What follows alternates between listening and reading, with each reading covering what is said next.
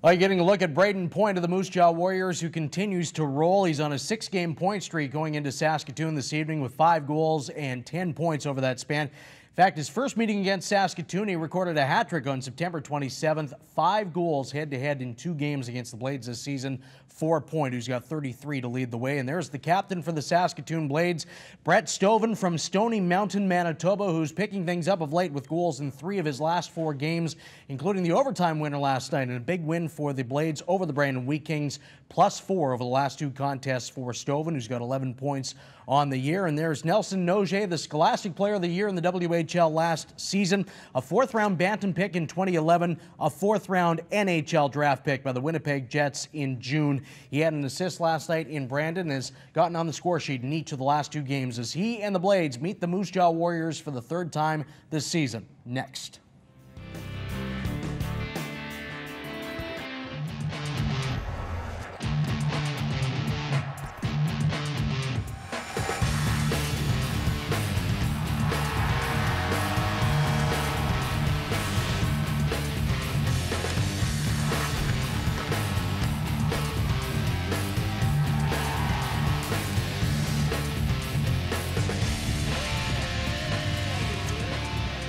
Also, we welcome you to our Bobdale Gloves WHL Central studio in Vancouver. Good evening and welcome to Levin Machinery WHL on Shaw. I'm Andy Neal. Well, the Moose Jaw Warriors are trying to bring an end to a 4-game stretch on the road with a victory tonight in Saskatoon against the Blades. The Warriors just played 3 games in as many nights on the road and sandwiched 1 win with 2 losses. And the second of those setbacks coming Sunday night in a loss to Cranbrook 7-3, where the Warriors allowed 6 third-period goals. Now, on that night, Moose Jaw held the 2nd wildcard spot in the Eastern Conference. Kootenay moved to within a point of the Warriors after that victory, but now the Prince Albert Raiders are starting to surge. They won their 4th in a row last night over the Edmonton Oil Kings and have pushed the Warriors on the outside looking in the playoff picture in the Eastern Conference. Prince Albert right now with those 24 points, the 2nd wildcard team in the East. Edmonton is the 1st right now with 28 points. The Warriors 1 point back in the Kootenay Ice, 2 points back in Prince Albert. The Warriors won't play again until Saturday night when they face off with the Blades again in Moose Jaw. Kootenay, meantime, their next game is Saturday in Portland, a short trip south of the border for the ice. Now, for the Saskatoon Blades this evening, they surprised everybody with a win last night in Brandon against the Wheat Kings that brought their 4-game losing streak to a halt, winning 5-4 in overtime against the high-powered Wheat Kings. And so Saskatoon with 3 of a possible 4 points against the top 2 teams in the East Division going into their 3rd matchup with the Warriors this evening in Saskatoon. And out we go to the Bridge City, where Jeff Odgers is standing by alongside Ray Morrison with their thoughts on tonight's clash. Gentlemen.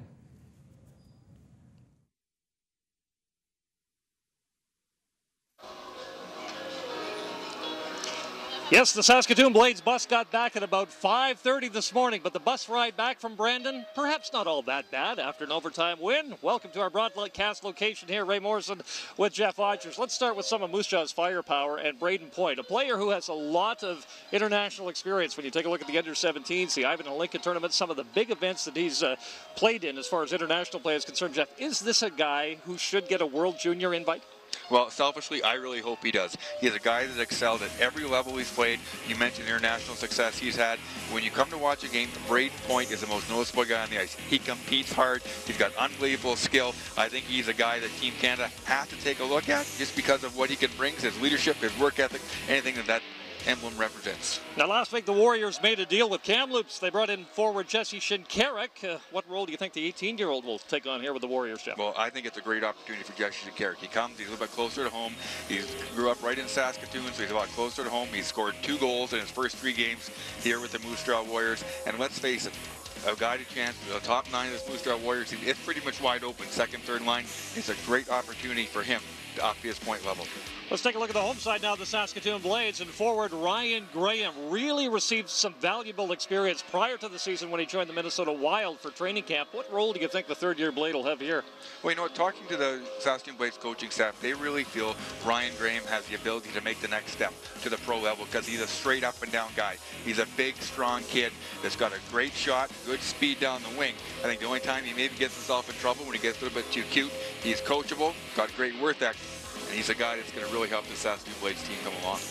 And there's a Swedish defenseman, Emil Krupic, on the back end. Now, he is in his first season in the Western Hockey League. He has been one of the more consistent blades in the back end in a team that tends to give up a lot of goals, Jeff. Well, he does, and he's going to get to play a ton. So you're going to kind of learn under fire, and he's had great success. Coaching staff likes what he's getting. They'd like him to maybe calm down a little bit. It has something to do probably with the smaller ice over here in North America.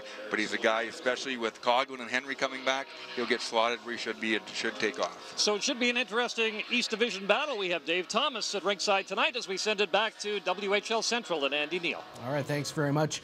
Gentlemen, the 114 goals allowed by the Saskatoon Blades right now is the most in the WHL, but they've got 12 in their last 2 contests. They scored 7 against Swift Current Saturday night on home ice, albeit in an 8-7 overtime loss, and then the 5 that they scored last night in Brandon with that big win over the Wheat Kings. These 2 teams squaring off for the 3rd time this season. Moose Jaw won easily the first time they met on September 27th by a 7-1 count, but Saskatoon returned the favor with a 5-2 win October 28th in Saskatoon, and actually ended a 3-game home losing streak against Moose Jaw for Saskatoon. They've lost just 4 times to the Warriors on home ice in the last 17 games in Saskatoon, but 3 of those came last season. So the Blades and the Warriors getting set for their 3rd meeting of the year, but big news earlier today. Just an hour ago, the Vancouver Giants announcing that they had relieved head coach Troy Ward of his duties behind the bench for the Giants. He took over for Don Hay. Certainly big shoes to fill for Ward, taking over for Hay, but he lasts just 25 games in the regular season, a 9-16 start for the Giants to kick off the year. Scott Bonner, in a release that was sent out at 4 o'clock Pacific time, saying, obviously where we are in the standings,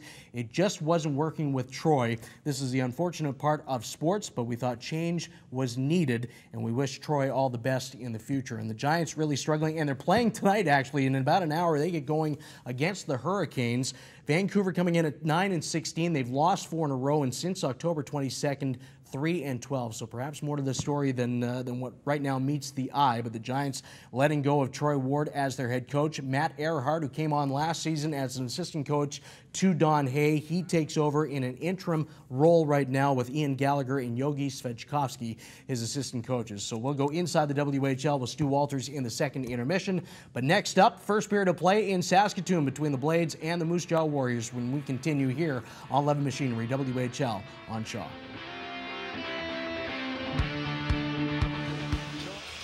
Jeff Hodges, Ray Morrison back in Saskatoon for the Blades and the Warriors. Starting goaltenders tonight, it'll be Justin Pollock in net for the Moose Jaw Warriors. 26 stops and a 5-1 win over Lethbridge on Saturday. The Thompson, Manitoba native hoping to pick up where he left off after that big win. And for the home side tonight, there is a look at Nick Amandrew, a Melfort product. 30 stops and a 5-2 win over Moose Jaw back on October the 28th. And he will defend the net to our broadcast right tonight. Referees are Curtis Howe and Chad Williams. The linesmen, Riley Fitzsimmons and Jason Roy, as we are about to get set for meeting number 3 between these teams. Jeff, and you really get a sense in talking with Blades head coach Bob Woods that he's starting to figure things out here in this team that's rebuilding, especially in the transition area. You know, for Coach Bob Woods, he comes in, it's his first year, 25 games, just starting to see his footprint, his hands on this team and the style of team that he wants. So we'll see what the Warriors come up with here as Alexei Sleptsov, the Russian defenseman, steps back for the puck here. Blades already in on the forecheck. Back for Adam Henry, a shot that goes off Jack Rodewald's skate of the Warriors, and the puck goes the length of the ice. Nelson Noge battling Rodewald for it back there. Cameron Hebig, a Saskatoon product, number 9 with a pass out towards center as the Blades dump the puck in and try to make something happen early here. Austin Adamson out on the ice now. On the near side, the captain for this Warriors team that we touched on in the intro, Brayden Point, number 19, battling Brent Stoven there for the puck. Point trying to get that puck out. Sleptsov will step back behind his net. Sending it right back in is Zajac. Brent Stoven blows the tire behind the net, and away comes Point with the puck. Brayden Point to center. In all alone, a 1-on-4. Puck ends up in the corner. Adam Henry's number 4, keeping a close eye. That centering pass broke up, and the Blades now start away as Stoven just chips it ahead. Number 6, Dallas Valentine. Now on the near side here, Ryan Gardner with the puck tries to move it ahead. Good job by Sam McKechnie to force Gardner back. Nikita Soshin is number 8, and he has really stepped up his game. Jeff and I will get into that in a bit. Forsberg across, trying to get a pass to Sam McKechnie. That one didn't work. And now the Warriors will see if they can relieve some pressure here. Gardner to about the face-off circle, but couldn't get it out on the near boards. Tanner Eberle does get that puck out to center. You know, and this is the key to the Saskatoon Blades. They have to play that Brayden Point line even. Your lines 2, 3, 4 have to outplay the lines of the Moose Jaw Warriors. There's a big hit right there by number 2 of the Saskatoon Blades, Ryan Coughlin, who stepped into his man and play his whistle down. A penalty call behind the play. There's a big hit, Jeff. But Ryan Coughlin is a veteran defenseman here for the Saskatoon Blades. He's been out of the lineup with injury. You know, he's come back and he's made a big impact. He scored a goal, had an assist last night in Brandon, that huge win for the Blades over the Weekings. He's a guy, we talked about in the pregame show about grouping. He's really going to help this defense out. And there's Torrin White in the penalty box, who went to confront the Blade after that big hit. So we'll have a look at the Saskatoon Blades power play. Now as Forsberg steps in for this face-off. Nikita Soshin, number 8. Sam McKechnie out there as well. This is Brett Stoven, the captain. Throws it back to the other side. That pass comes out for Adam Henry, and the Blades are forced to retreat. Henry fires that puck around the boards. Slepstoff hoping to hustle over there and see if he can't get that puck out. Rodewald watching Henry at the point. Adam Henry with a puck. Shot from Forsberg. Pollock makes the save. This is Stoven with it.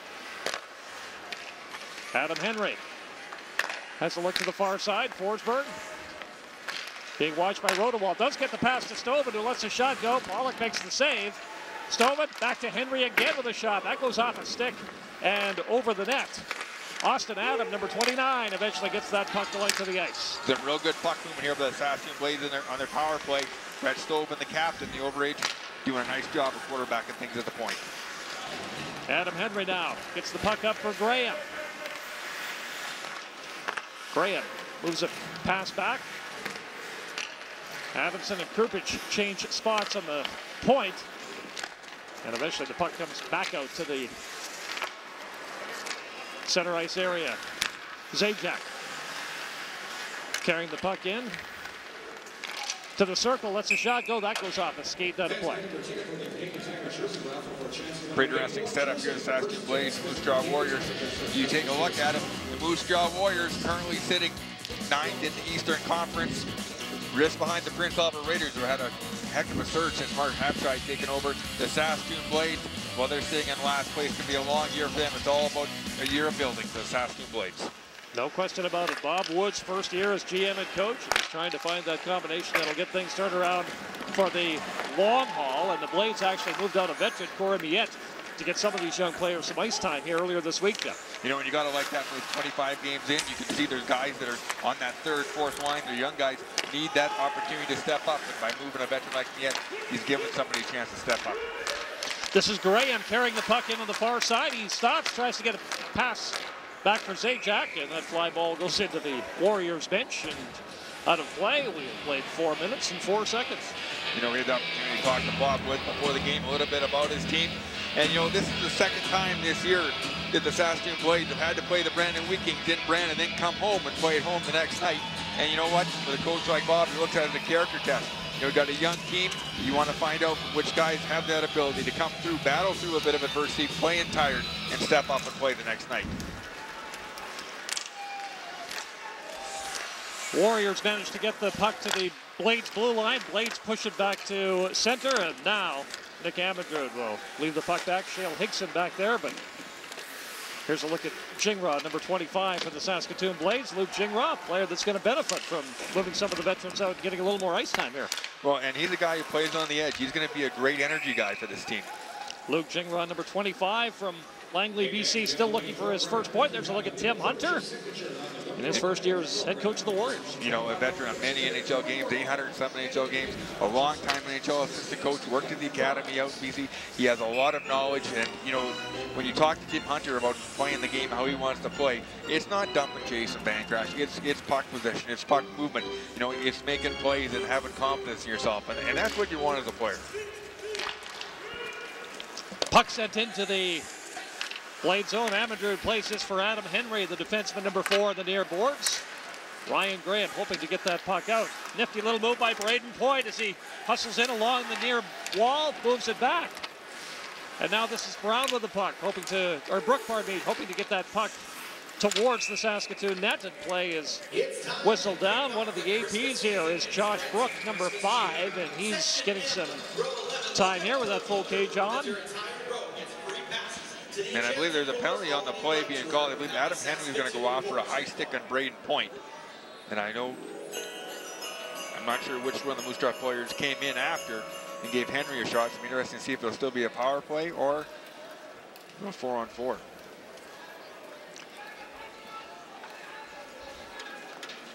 Yamin Yakubowski, who leads the Warriors in penalty minutes, is going to go along with Henry, so they have a little discussion on their way to the box, Jeff. Yeah, you know, and that's one of them there. We're going to take a look at it here.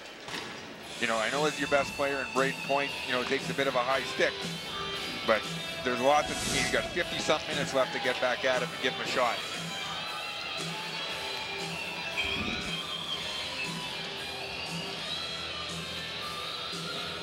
So they have a 4-minute penalty down on the board here for Ryan Graham. So now it's down to 2 minutes here. So we'll wait and see what the calls are as the faceoff is to the left of the Blades net. And when the referee went off, I thought he was signaling 4-on-4 like he even up, but he was signaling 5-on-4. So they still end up with the power play. So Moose Jaw, unfortunately, one of the power plays that haven't clicked here. 12% this year. And that's hard to believe with number 19 out there. Worst in the league. Alexei Slepstock steps back. Brayden Point as well. Dustin Paralot is having some problems with it, but now here's Point with it with Rodewald.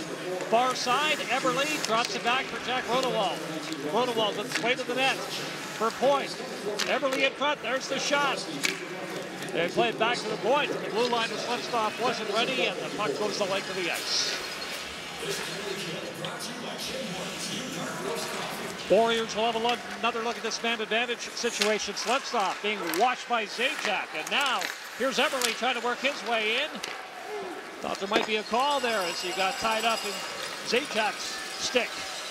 The Saskatoon Blades lucky there not to be down 5-on-3. Home ice advantage.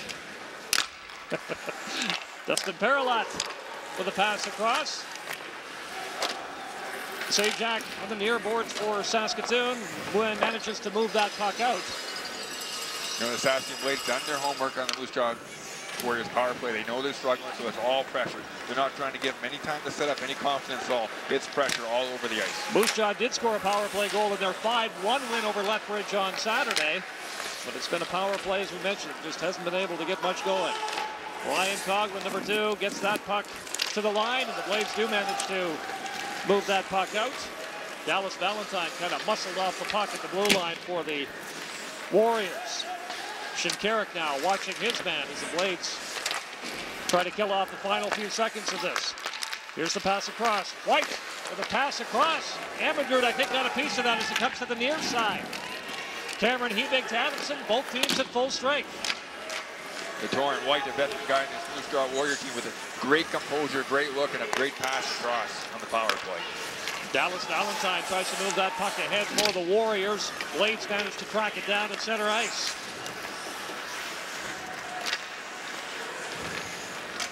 Now turning with it for Moose Jaw's Saskatoon product. Colton Olenek, number 11, who gets that puck into Blades territory, and the Amadou covers up.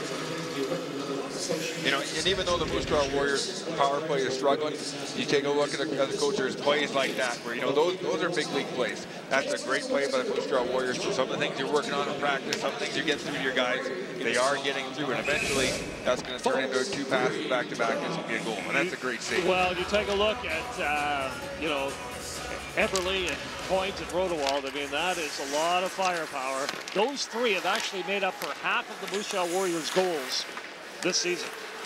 You know, and they've done a heck of a job, you know, 5-on-5. They're all plus players on a team that's been outscored pretty bad. Right. Josh Brooks steps up, number 5, tries to pinch in and keep that puck in for the Warriors as the Blades tried to get it out. Gingras got it to the line. Penner turns and fires to keep it in, and now the puck is sent back behind the net.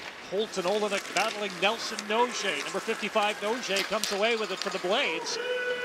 Pass too far for Landon Welakolowa. Good job by Gingras to hustle in. He was looking for a puck or a hit, and he did manage to step in to Josh Brook.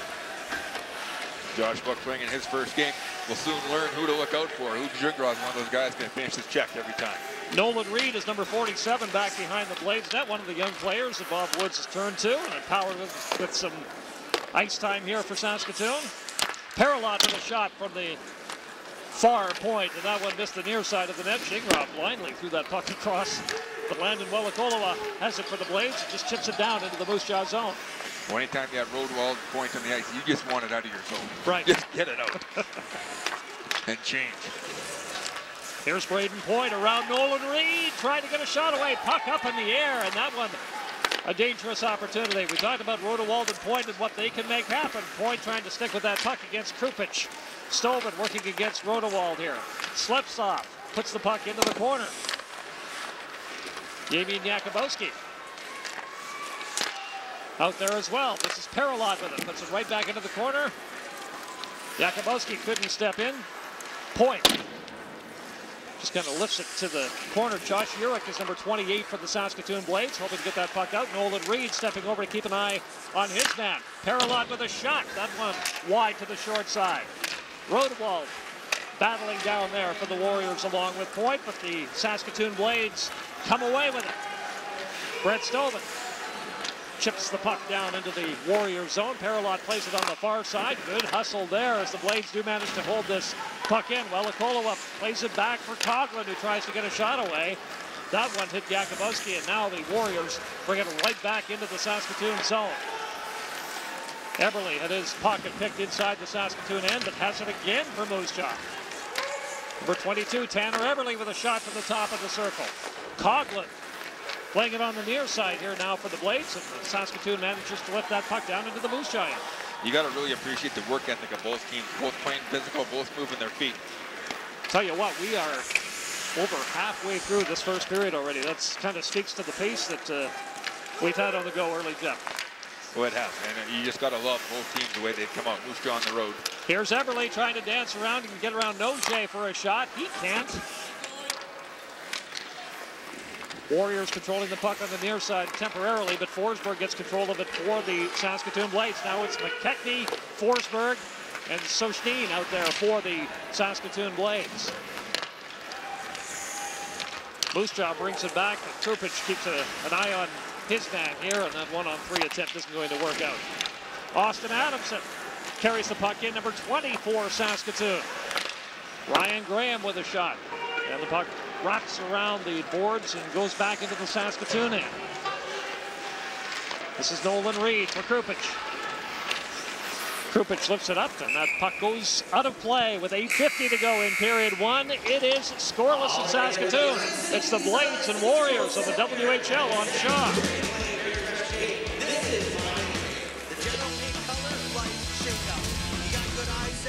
Scoreless in Saskatoon with Blades general manager and head coach Bob Woods. First of all, let's face it, you had a long bus trip last night. How'd you like your team start? Well, I thought it's been pretty good so far. You know, we want to stay out of the box. You know, they got some pretty talented players over there. We don't want to give them opportunities on the power play, but I think the key tonight, just keeping it simple and try not to turn the puck over because they're a pretty good transition team. Well, the bus trip overnight is the life of a junior hockey player. Which is harder, though, to recover physically or mentally to prepare for another hockey game? Well, I think it's both. And, you know, I know myself, I'm a little mentally tired right now, but the guys seem to have a little bit of jump here, so hopefully they can keep her going. Thanks for this. No problem. Bob Woods, head coach and general manager of the Saskatoon Blades, as we go back upstairs and rejoin Ray and Jeff. Great stuff, Dave. It did look like Bob Woods was looking for an extra cup of coffee at about 4 o'clock today when we got to the rig, didn't it? Well, Bob Woods, a former Brandon Viking. Yes. He must have forgotten what the bus trips are like because there was a lot of them at Brandon. As a teammate of Bob Woods, there was a lot of nights you came home and you were mentally tired because you just got beat.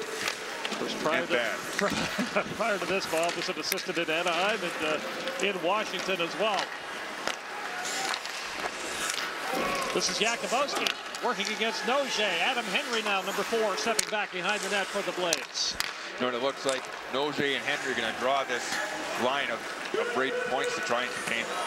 Graham tries to step around Slupstop. A good hit there. And the Warriors with some physical play in their own zone. Jack Rodewald back there as well as the Warriors try to move that puck out. Hebig plays it back for Henry. Nelson Noche from the top of the circle. High and wide to the short side of the net. And now here's Adam Henry. Chipping it in. Dustin Paralot is number 4 for the Warriors to Jakubowski. Noche turns, sends it back into the Warrior zone. Dustin Paralot leaves it there, and here's the speedy Brayden Point with the puck. Out there with Rodewald and Jakubowski again. Noche gets bumped off the puck. He and Rodewald an extra push each. The Saskatoon Blades not giving Brayden Point any room, any respect out there. Here's Chasten Bray trying to track down the puck. Pollock moves that aside, and now Jakubowski has it. Brayden Point, number 19. Pass across, Jack Rodewald. That one hit Shale Hickson's skate and goes into the corner, and Wellakolowa plays the puck ahead. But now, here's Luke Gingras, number 25 for the Blades, sending it down into the Moose Jaw end. Brayden Point just going off the ice. If you're going to have a line to match up against Point line, you better have 2, because he's not coming off. Austin Adam out there for the Warriors, number 29 now, and he'll retreat to the bench as the Warriors get some fresh legs out. Moose Jaw unable to hold that puck in at the line. Dallas Valentine couldn't hold it in, but now here's Eberle. That shot hits his skate. Shale Hickson for Zajac. Pass across. This is Stoven with a shot, and that one stopped by Pollock. Valentine trying to turn away from Hickson. Brett Stoven trying to step in there and take control of the puck, and the Warriors lift it back down into the Saskatoon zone where Nolan Reed goes for it. Great 13.5 minutes of play so far here from both of these teams. No, great energy in the building. Valentine playing the puck ahead. This is Torrin White, number 27 for the Warriors, but the puck does manage to stay on side, gets a pass across.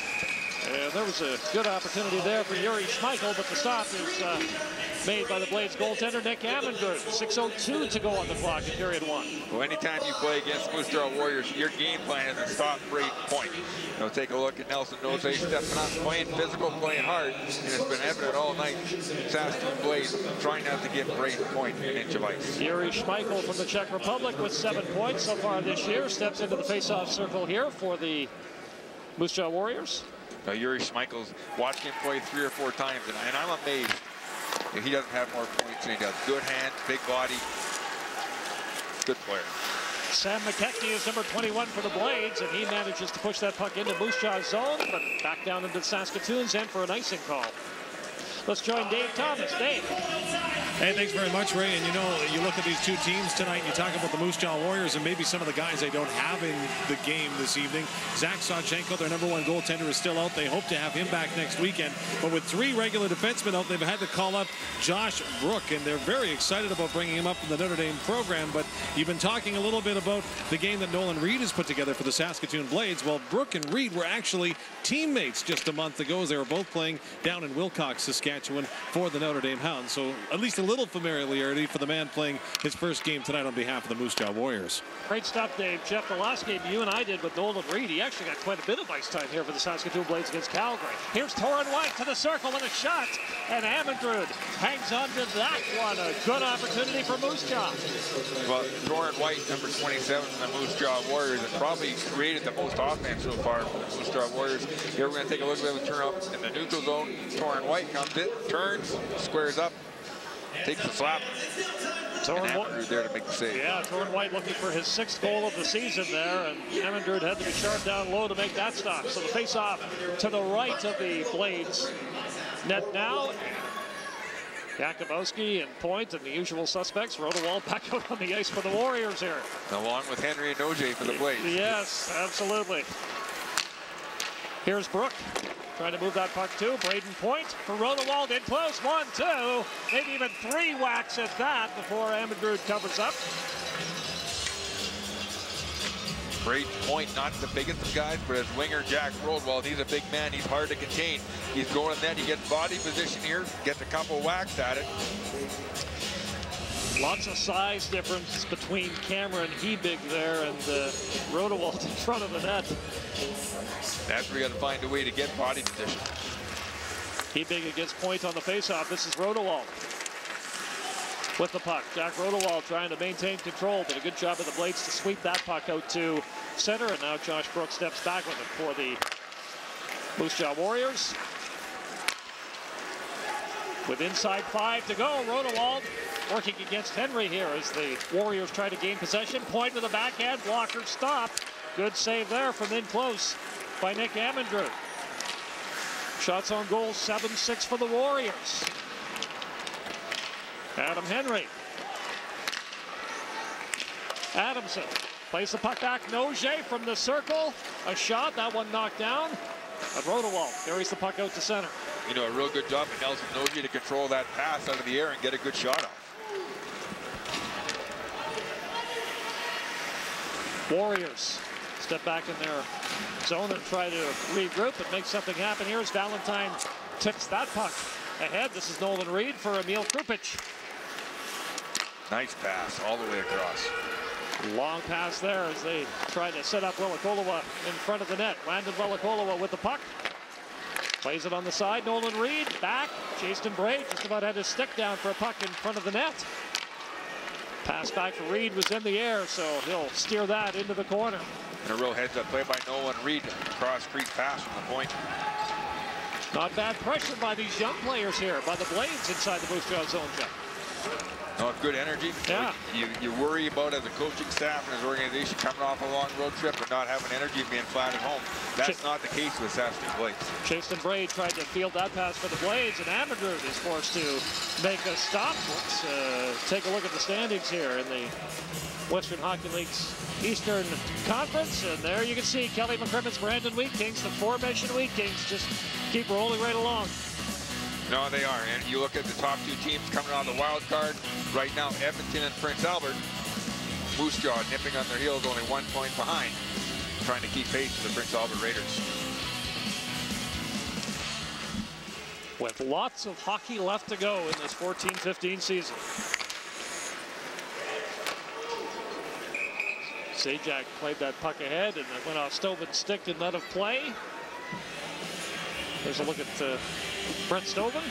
And what a game he had last night. Scored the overtime winner for the Saskatoon Blades. Then Brandon had a chance to watch that game at home. And, you know, the Saskatoon Blades just didn't quit. They just kept coming. They kept coming, kept coming. And Brett Stoven able to capitalize on a rebound shot in overtime. And had some friends and family there because he's from Stony Mountain, Manitoba. And so he had a bit of a following in the building at Brandon last night, I understand. You know, and probably growing up, he probably grew up watching a lot of Wheat King games and knowing a lot of Wheat Kings, you know, to come back into the opposition, have that success and score an overtime winner. I'm sure he watched games there as a junior, you know, dreaming of that very thing, to score a, you know, a game-winning goal on the Keystone Center or whatever it is. And, you know, they changed, but yeah, that's awesome for him. I'm going back a few years now. Yeah, you need a program to keep up with the building names now. Puck goes back down into the Moose Jaw zone with just over 3 minutes to go, and icing called. So with that, Moose Jaw will see if they can deploy their snipers again here in the final few minutes of the third inside Saskatoon's end. And you're going to see this line a lot. Anytime you get out there with an offensive zone face-off, Brayden Point's got some gas left for his line mates. They're going to be out. There's a look at Point for Jakubowski, and now this is Valentine from the top of the circle. Good job by Adam Henry. Gets the stick down and steers that puck aside. Austin Adamson now for the Blades, number 20, manages to get that puck out. Here's Graham, Cameron Hebig. Hebig shoots, hits the goalpost. What an opportunity for the Blades, and Hebig, the Saskatoon product, right it off the bar. Adam Henry plays it on the far side for Nelson Noje, and the pass up ahead. Ryan Gardner stepping back with that puck. Moves it to Valentine here now for the Warriors. And now here's Tanner Eberle from the top of the circle. That goes off Noje's stick and out of play. You know, I think anytime you're on the ice with Brayden Point, you want to keep pucks alive. And here's the defenseman Ryan Gardner. He steps up, keep it alive. But in turn, you're giving the opposition a 2-on-1. Snapshot right off the bar. You know, as much as you want to keep things going, if you don't have that third guy high to support, get back. Now Forsberg is out on the ice with his line here for the Blades. Eberle tries to get into position here to get an opportunity for the Warriors. He moves it back for Austin Adam. On the far side, Slipstop lets a shot go. Eberle steps back, centers it for, looks like Howden is out there as well right now for the Moose Jaw Warriors, number 21, Brett Howden. Jesse Shinkarik, we touched on him off the top. He tries to battle away from his man, and he may with that hard work of just a draw on a Blades penalty.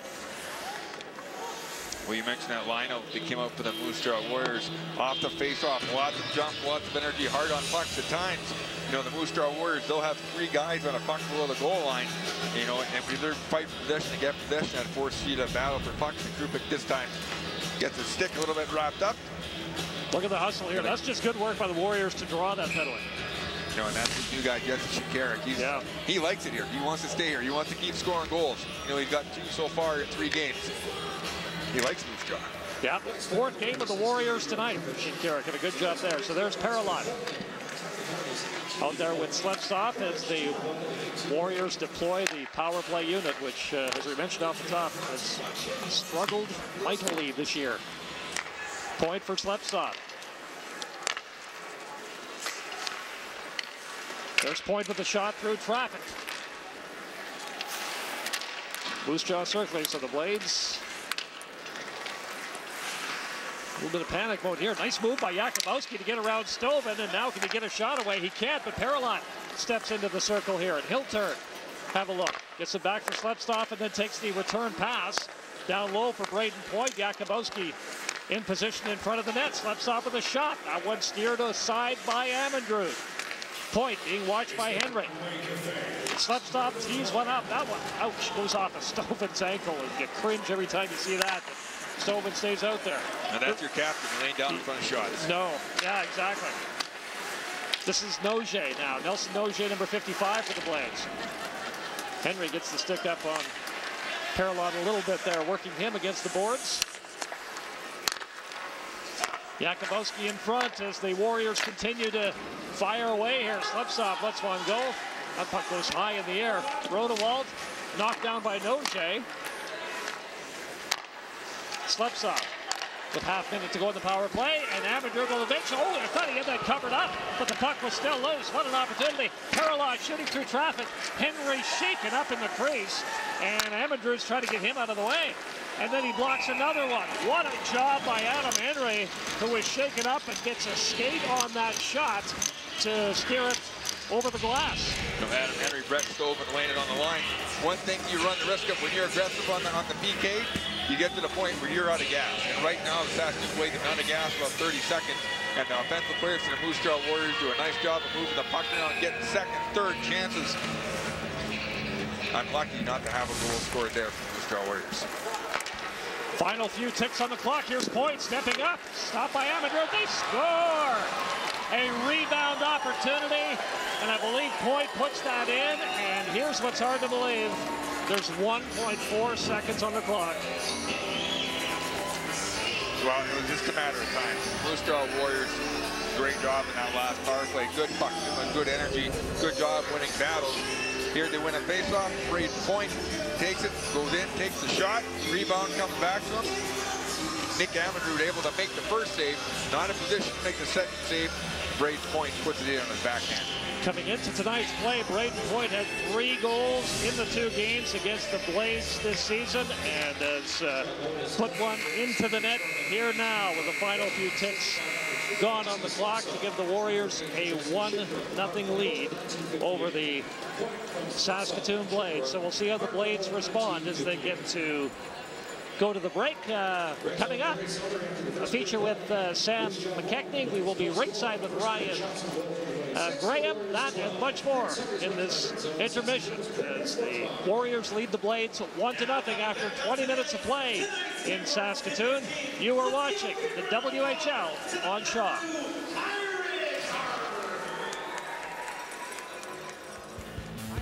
1.4 seconds to go in that opening period, and Brayden Point breaks the ice for the Moose Jaw Warriors with his 14th of the season. 1-0 for the visitors in Saskatoon this evening. As we welcome you back to Bobdale Gloves WHL Central. Now, the Saskatoon Blades have made a couple of trades with the Seattle Thunderbirds this season.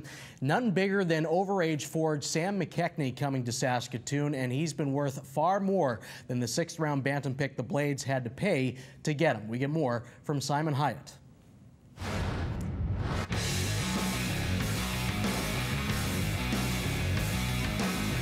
From coffee to music, some amazing things have come out of Seattle. But if you ask Blades head coach and GM Bob Woods about his favorite products from the Emerald City, his answer will likely have more to do with power plays than Pearl Jam. Twice within a week at the beginning of the season, he pulled off significant trades with the Thunderbirds. And if history was any indication, it was almost a given that once Adam Henry was sent to Saskatoon, Sam McKechnie would soon follow. That's pretty funny because we played our whole careers together. We played in Lethbridge. We both started our careers there, and then we both got traded to Seattle, and now we're both here in Saskatoon, so that's pretty cool. I don't think too many guys can say they played their whole WHL career with a guy after getting traded to a couple different teams. The Blades sent talented blue liner Turner Ottenbright out west for Henry, who was voted an assistant captain within a week of his arrival. McKechnie, on the other hand, cost the team just a 6th-round pick, and the move is paying off in spades as he's leading the Blades in scoring, in addition to the other qualities he brings to the team. What I love is when we kind of did a little research on guys, especially on this team that had played against him, didn't like playing against him because he was hard to play against. And when you hear that as a coach, you know, that's always a positive, and those are the type of guys you want on your team. Along with Brett Stoven, Henry and McKechnie represent the Blades' elder statesmen. And there may be no team in the WHL that leans more heavily on its 20-year-olds. You know, we've got 10 young guys now with Gingras, so it's important to have those guys that have guys to kind of look and watch and learn from, because as coaches, we can tell them what to do, but you got to have the older guys that show them what to do. You want to be a leader, and personally, I kind of like leading by example. I might not be the most vocal guy in the room, but you know, I like to try and bring my best game, you know, every time I'm on the ice, and kind of show how to lead by example. McKechnie expects the Blades to contend all year and is excited to be a part of the rebuilding process. But he's also started thinking about life beyond his WHL career. Right now, see how this year goes, and then really just go from there. Wherever I'd like to play hockey for as long as I can, and see where that goes. For Sega's Inside Edge, I'm Simon Hyatt. Our thanks to Simon and Sam McKechnie, trying to extend his point streak to 3 this evening, tied with Alex Forsberg for the team lead with 16 points going into tonight. It's 1-0 Moose Jaw. We'll take a quick timeout. More from Saskatoon and here in Vancouver when we return to 11 Machinery WHL on Shaw. The WHL. Raise your odds of playing in the NHL. Over 20% of all NHL players got their start in the WHL. The WHL. Raise your game. Bobdale Gloves, built for construction, built for performance. BobdaleGloves.com.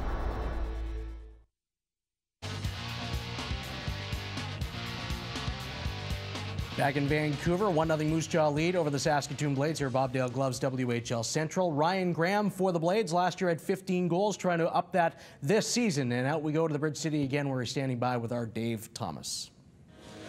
Ryan, obviously giving up a late goal is tough, but I thought there was a lot of positives you could draw from in the opening 20 minutes. Yeah, we played a solid 20 minutes. I mean, I felt like we had possession most of the opening period there, and we were working it down low. I think that's the key to, success this game. I think we can beat them down low with our speed, and yeah, that's our game plan right now. You're a young guy in this league still, but what do you have to do to recover after an overnight bus trip to get ready for a divisional opponent again? Yeah, well, you got to try and sleep as much as you can on the bus there, and then today we didn't have a pregame skate, so you just got to focus all day, and my legs feel pretty good. I think the whole team can say that too. We feel pretty good coming in tonight, so we're not worried about the legs being a factor. Finally, for you individually, you had a taste of the pro game coming into this season. Tell me about what that did for you and your confidence coming in. Yeah, big confidence booster. Just playing with, NHL guys is, a huge advantage. You learn so much from them, seeing how hard they work, and every little thing they do is, something I can try and apply to my game.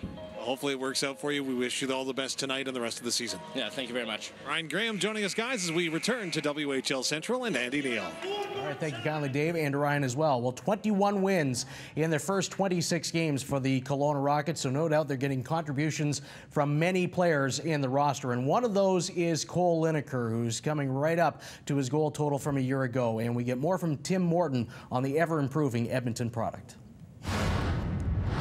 Cole Lineker could be described as a late bloomer, but in his case, it was out of necessity as he had to overcome a major injury in minor hockey. In 2010, he blew out his knee playing bantam hockey and missed the entire following campaign, returning to play Junior A. So he missed his crucial midget year and went straight from bantam to junior hockey. The year before, we had a really strong team and a lot of depth, and I didn't get into every game, but I mean, once I did, I tried to get myself in a position that would allow me to play some more. And last year, playing, I think, 70 games I played, it really developed my confidence and my game. That has meant he has had to work extra hard in the off seasons, and this year was no different. Lineker has good metabolism and has a tough time packing the pounds onto his 6'2" frame. This summer, he did a lot of squats and bulked up in the weight room.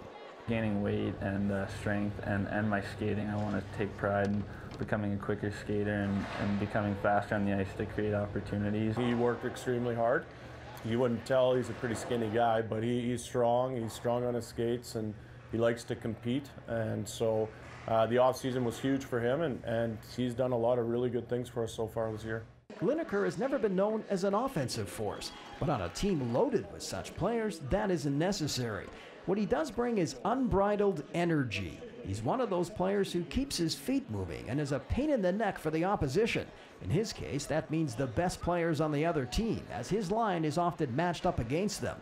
He's one of those lunch pail type players who is also a strong penalty killer and takes a lot of the defensive zone faceoffs. 200-feet players are so important, especially in a winning team. I mean, you could score all the goals you want, but if you're not preventing them, it's not going to get you very far. It doesn't probably get all the praise and when people are watching are kind of like, but it's the little things that Cole does behind the scenes, night in and night out, that are huge for our club. He wins a lot of draws. He takes pride in his own zone, and we play him up against, the majority of the time, the #1 line on the other team. I take pride in shutting down lines, and if I'm not on the score sheet at the end of the day, it's not the end of the world. I mean, I did my part. Lineker has been rewarded recently with some power play time, and he scored a goal Tuesday night in Spokane to get Kelowna on the board in yet another victory for the high-flying Rockets. It seems he likes playing south of the border, as 3 of his 4 goals have come there. As a veteran, the Edmonton native is now counted on for leadership, and in his case, it is more do what I do. In other words, have the younger players emulate his tremendous work ethic. Being a 19-year-old, I'm an older presence in the room, and I don't wear a letter, but I mean, that doesn't mean much in terms of leadership. There's a lot of leaders on this team, and I think with my play and my work ethic, I like to be looked up to among the younger guys as well as the guys around my age. He is part of our leadership group, quote unquote, and there's about 7 or 8 of them that we bring in and talk to on a weekly basis about certain things and how the team's going and what we want to improve, and he's included in that because of the things that he does do. Coming in, it's intimidating. You're looking up to a lot of guys, and they seem like big shots to you. So it's important to show good morals, good work ethic, and just show them what it's all about and what it takes to win games here.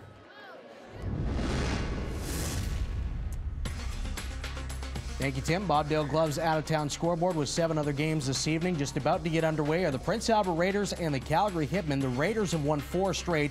Calgary with points in 8 of their last 9 with wins in 6 of those. Raiders moving past Moose Jaw last night for the second wild card. Swift Current, who have points in 6 of their last 7, facing a struggling Edmonton Oil Kings team at Rexall, who the Raiders beat last night. Edmonton's dropped their last 3 and 4 of their past 5 as well. Vancouver Giants, who earlier today at about 4 o'clock Pacific time, firing Troy Ward as their head coach. Matt Earhart takes over on an interim role. They're playing tonight against the Lethbridge Hurricanes. Canes have dropped 9 straight. The Regina Pats continuing their BC Division trip with a date in Prince George against the Cougars. Pats' 5-game win streak snapped Saturday by Victoria. Cougars have won 2 of their last 3. The Kelowna Rockets, who have lost 3 of their last 4, including the last 2 against the Portland Winterhawks, facing the Tri-City Americans. Their last regulation loss prior to Saturday was against the Americans on October 18th. Meanwhile, the Americans are 14-10. Victoria is facing off with Spokane this evening. Royals losing last night in Portland by a 4-2 count. And the Kamloops Blazers taking on the Everett Silvertips this evening in Everett. The Blazers have points in their last 4 games. Everett leading the U.S. division right now with a 14-15-4, 2-1 record. And for all information on the Western Hockey League, for news, exclusive content, ticket information, just go to the website, www.whl.ca. And RE/MAX, proud to support the Western Hockey League and excited to offer fans a chance to win 10 tickets for an upcoming game. Visit WHL.ca and click on the RE/MAX Home Team Contest button. RE/MAX, official real estate agents of the WHL. Outstanding agents, outstanding results. Second period on the way next from Saskatoon with the Moose Jaw Warriors in front of the Blades by a 1-0 count here on Levin Machinery, WHL on Shaw. Well, welcome back. Blades coach and general manager Bob Woods just telling his team to keep the energy up if they can after that late night arrival from Brandon. The Blades trailing the Moose Jaw Warriors 1-0 after 20 minutes of play. But you know what? It was a good period on both sides, Jeff, because there were some scoring chances. The one goal, we saw some good saves, and the stuff you like, the hitting as well. Well, it was. Any worry about a sluggish start for the Saskatoon Blades was quickly dismissed. You know, the Saskatoon Blades came out and tried to establish a physical presence against the Moose Jaw Warriors, hitting hit after hit after hit. You know, everybody getting involved, driving the puck at Moose Jaw Warriors with a response there. And the Moose Jaw Warriors with a power play that was a little bit shaky coming in, only 12%. They've done a great job of puck possession, in-zone chances, and finally rewarded right at the end of the period with 1.4 seconds left. Who else scores a rate? Brayden Point gets a shot on net, gets in for his own rebound, give the Moose Jaw Warriors a 1-0 lead. And it was my good friend Jeff Odgers that pointed out that Brayden Point has now 6 goals against the Saskatoon Blades this season in 3 meetings as he put that 1 into the net with 1.7 on the clock. You can see the Warriors out shooting the Saskatoon Blades 2-1 here, 13-6 as we get set for period 2. But I'm thinking if you are Bob Woods, as we had a quick shot of the Blades dressing room, Jeff, there was some play from some young players that he has to be pretty encouraged by. Well, there really was. You know, you look at the young guys, you know, the veterans, you know, your Stobans, they showed up and played hard, and that's what you expect. You have those guys show the young guys how to play, but you have, you know, Shoshino has showed some, you know, flash. You have your younger D-men that have stepped up. I thought Krupik, you know, the young Swede had a good period on the back end. So all in all, you know, a very good effort by a Saskatoon Blades team that, you know, we keep talking about it, but a little bit road weary, and the thing you worry about with a young team, a little bit of experience. But I think you're right. If you're Bob Woods, you're very happy with the first period. Now you just have to avoid that second period letdown. Yeah, Amundrud came up with some big stops in net for the Blades. The Blades have lost 4 of 5, but as we mentioned, they're coming off that win over Brandon last night in overtime, so they'll hope to carry that momentum over against a Moose Jaw team that will be deploying this first line of Point, Rodewald, and Jakubowski as often as they can as the Snipers are on the ice again for the Warriors to start period 2 as the Blades send it down into the Moose Jaw end. Alexis Lepsov back there. Austin Adam, number 29, plays it ahead, and Jack Rodewald moves that puck ahead to center ice. Blades turn, send it right back into the Moose Jaw zone. Ryan Graham, number 19. Now stepping over to the far boards to step into Point as Rodewald comes away with it with Jakubowski. Rodewald trying to get around his man. Point pinches in. Thought he held that puck in, but it's offside. There's a look at Dean Brockman, who joined the Saskatoon Blades coaching staff from the Humboldt Broncos and the Saskatchewan Junior Hockey League this year. You know, Dean Brockman, a really good fit for Bob Woods, who's obviously been in the NHL the last 2 years. A guy that knows the juniors, he knows the young kids up and coming. A real good asset for Bob Woods to have in his coaching staff. Emil Krupik stepping back behind the net for the Blades to see if he can relieve some of this pressure that Moose Jaw is putting on here. Shinkarik turned and tried to get that puck in, but McKechnie moves it out. Nikita Soshnin trying to work around his man and get the puck down into the corner. McKechnie, number 21, down there as well for the Blades. But the Warriors managed to get the puck out here. Jesse Shinkarik chips the puck around Reed. It goes behind the net where Krupich loses the battle to Eberle, who throws it out in front. Luckily, Forsberg is there, and he just sends that into the corner. Alex Forsberg, number 24 for the Blades, sweeping at the puck, trying to relieve some pressure here. Slepstov to the top of the circle. Penalty coming up to the Blades as the Warriors pulled the keeper for the extra attacker. Finally, Forsberg touches the puck, and we will get a look at the Moose Jaw power play here to start period 2. In a power play that had a really good first period. We mentioned, struggling a bit at 12%, but had good puck possession, good puck movement in the first period. We'll see if they continue that on into the second period. But Nikitas Soshin is in the box here, so face-off will be to the right of the Saskatoon Blades net. Stove it against Point on the draw. Adam Henry puts the puck on the far side.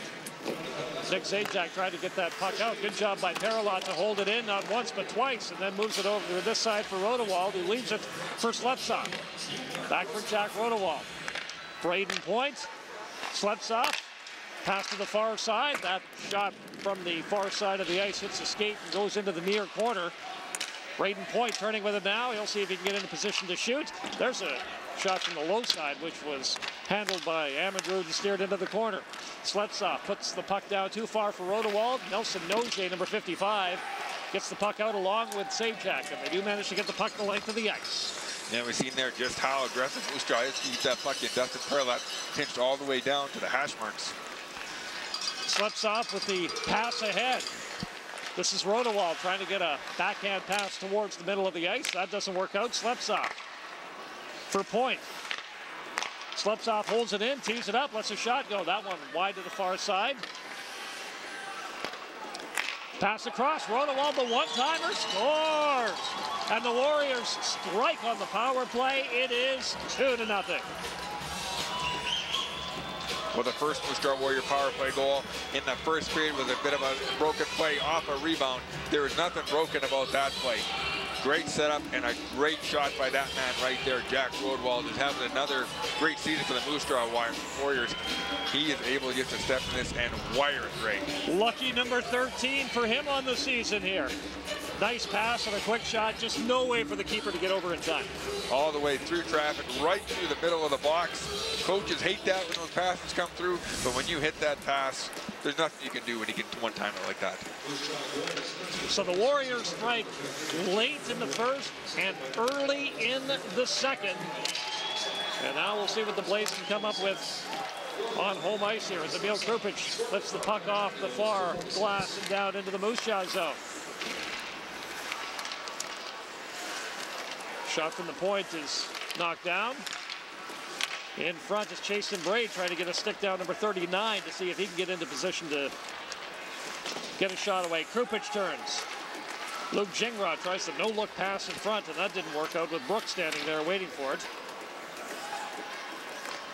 And this is Janot trying to get around Chasen Braid. Landon Welakolawa holds the puck in for the Blades. Yuri Schmeichel to the far side. And that's a great bounce back shift for the Saskatoon Blades. Their fourth line comes out right off the face-off, possession in their zone, get momentum going back in your way. Exactly what you want the next shift following a goal. Nelson Noje loses the handle to Paralot, and the puck goes down behind the Saskatoon net where Adam Henry goes back for it. There's a pass ahead, so Sheen. Both teams at full strength now. Noje with a shot, and that one goes off a stick and out of play. Let's join Dave Thomas. Well, Jeff, you've been talking about the power play of the Moose Jaw Warriors, now 2 for 3 on the evening. And, it's always deceptive sometimes statistics. If you're still getting opportunities, which the Moose Jaw Warriors say they were in those power plays, that's a big key for them. Now, you look at the numbers, and inside the numbers, what's got them in the bottom third of the league as far as power play numbers? Well, they didn't score 10 out of 11 games when they did get the man advantage. However, with goals tonight, they've scored in 4 of their last 5 games on the power play. So the numbers inside the numbers may be a telltale sign, one that I'm sure Tim Hunter and the Warriors are happy with. And Moose Jaw with more pressure. Thanks, Dave. Jesse Shinkarik in there, and now it's McKechnie for the Blades the other way with a shot. And Pollock will hang on to that, and there's some pushing and shoving beside the Moose Jaw net here, about 4.5 minutes into period 2. Well, the Moose Jaw Warriors able to come back. Jesse Shinkarik with a great wrist shot of his own on net. Moose Jaw able to bounce back. Nice little pass over by Howden. You know, Brett Howden a little bit quiet so far tonight, but he has been very, very impressive, the youngster, 16 years old, in the games that we've seen him so far this year. Nick Amadroud has faced 14 Warrior shots tonight.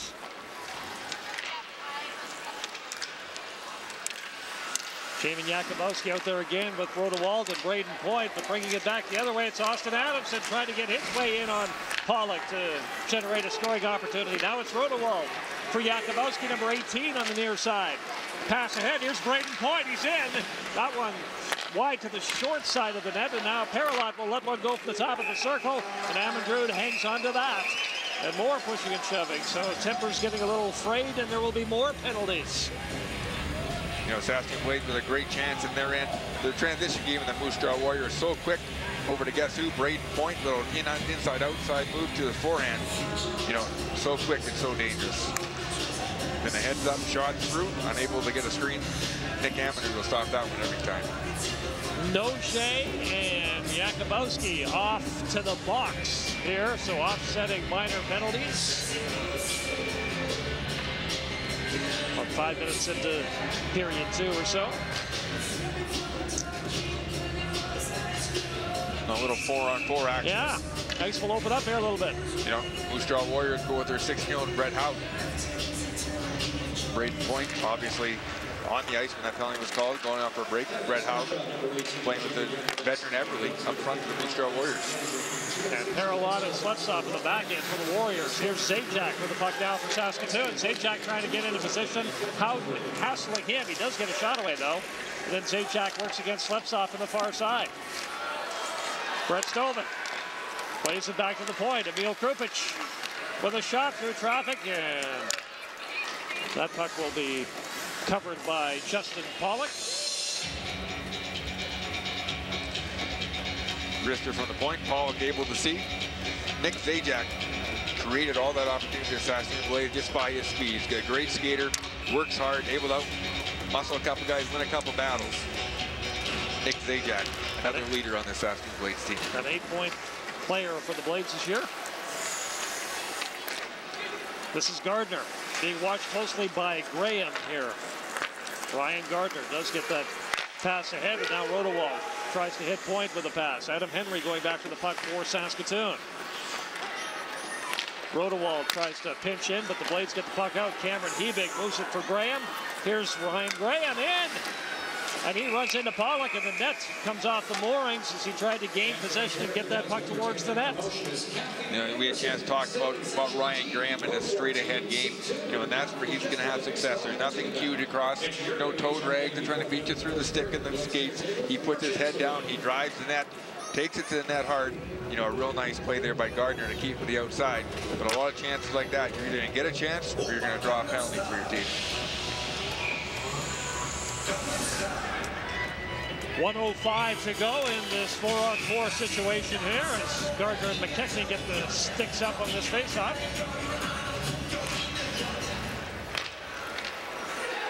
Nolan Reed moves the puck ahead.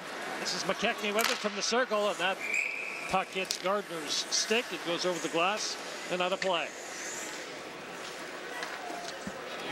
Gardner had a great defensive shift so far in this 4-on-4. Played the 1-on-1 against Gardner. They're a good stick on McKechnie. McKechnie, the 20-year-old for the Saskatoon Blades, coming in. He's got 7 goals on the year. Already matched his total from last year. Time for the leading scorer position here for this Blades team. Jesse Shinkarik, good hustle by him as he tries to get a centering pass across. No one in front of the net here for the Warriors. More 4-on-4 hockey here. Paralot moves the puck to the far side. Good job by McKechnie, but then he was upended, and we'll see which way this call goes. This one might be going against the Warriors as McKechnie did a good job to get around his man and try to create an opportunity.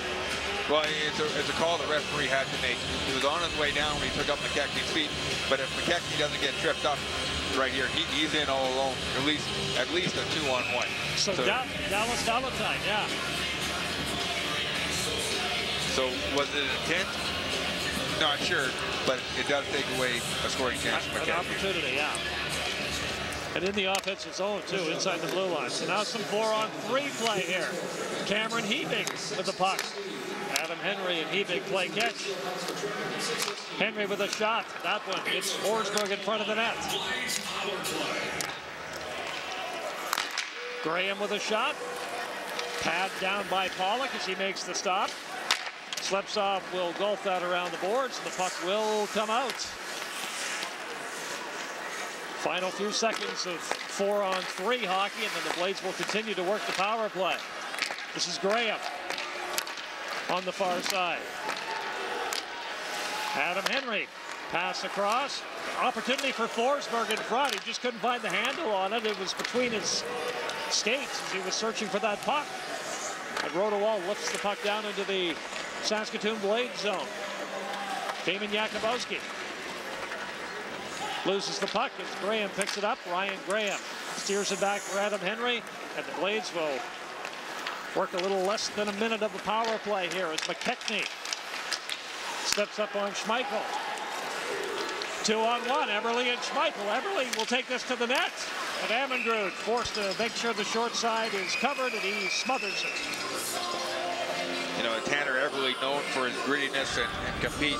And, you know, he shows a real good burst of speed here. He picks it up in the neutral zone, blows by his guy, takes the net, gets a great scoring chance. Tanner Eberle there showing off a little bit of his skating ability right there. Absolutely. Been to the Montreal Canadiens camp 2 years in a row on a trial basis. And, you know, he's a guy that you can't help but love to play with him, hate him when you play against him. I know I coached against him playing AAA midget, and he was just a guy that was always there. He was always in everybody's face, and you just wanted to strangle him. But you know what? You'd love to have him on his team. Yeah. Schmeichel, Eberle, Gardner on the ice there for the Moose Jaw Warriors, along with Austin Adam on the far right point. Bob Woods questioning the officiating here. Puck is dropped. Nikita Soshin moves the puck for Emil Krupic, who will just step back behind his net as the Blades go to work in this man advantage for the final half minute here. McKechnie. Austin Adamson plays it back. Emil Krupic for Zajac. Working against Adam. Now it's McKechnie trying to get it in front for Soshin, and the Warriors will steer this puck out of harm's way. McKechnie turning away. Zajac trying to chase down this puck against Adam. He plays it on the near side for Gardner. And Gardner gets that puck out. Both teams at full strength. 2-0. Warriors leading the Blades here in Saskatoon as Zajac. Top of the circle, a shot that Pollock steers wide. Luke Gingrau. Landon Valakola was number 18. He's out there as well. This is Coughlin on the far side. Krupic tries to get a shot through Jakubowski's skates. That doesn't work, and now it's the Warriors breaking it back as Rodewald was tapped and play called on the offside. And Jack Rodewald, you know, we talk about him, but he's one of those guys that has the ability to play with Brayden Point. You know, he's a big body. He goes to the net. He finds himself in the right spot, puts himself in the right spot, gives Brayden the puck in the right positions. You know, he's a smart hockey player. You know, 2 years ago, 8 goals with John Pads. Last year, 28 goals. This year, you know, on pace for over 30. You saw the stat there on the screen. He has caught fire here as of late for Moose Jaw as well. Especially lately, just the last 3 weeks or so. He's been one of the forces here on this Warrior team. Slepsov with a shot. Amundrud makes the pad save. Dustin Perlot tries to play this puck up for Rodewald. This is Jakubowski with Point. Drops it back. There's a shot there from Eberle, and that one steered aside. Ryan Graham trying to get the puck out the near boards in front of the Warrior bench. Landon Hallegber walks is number 12 here for the Warriors. Some fourth liners are going to get some time here now.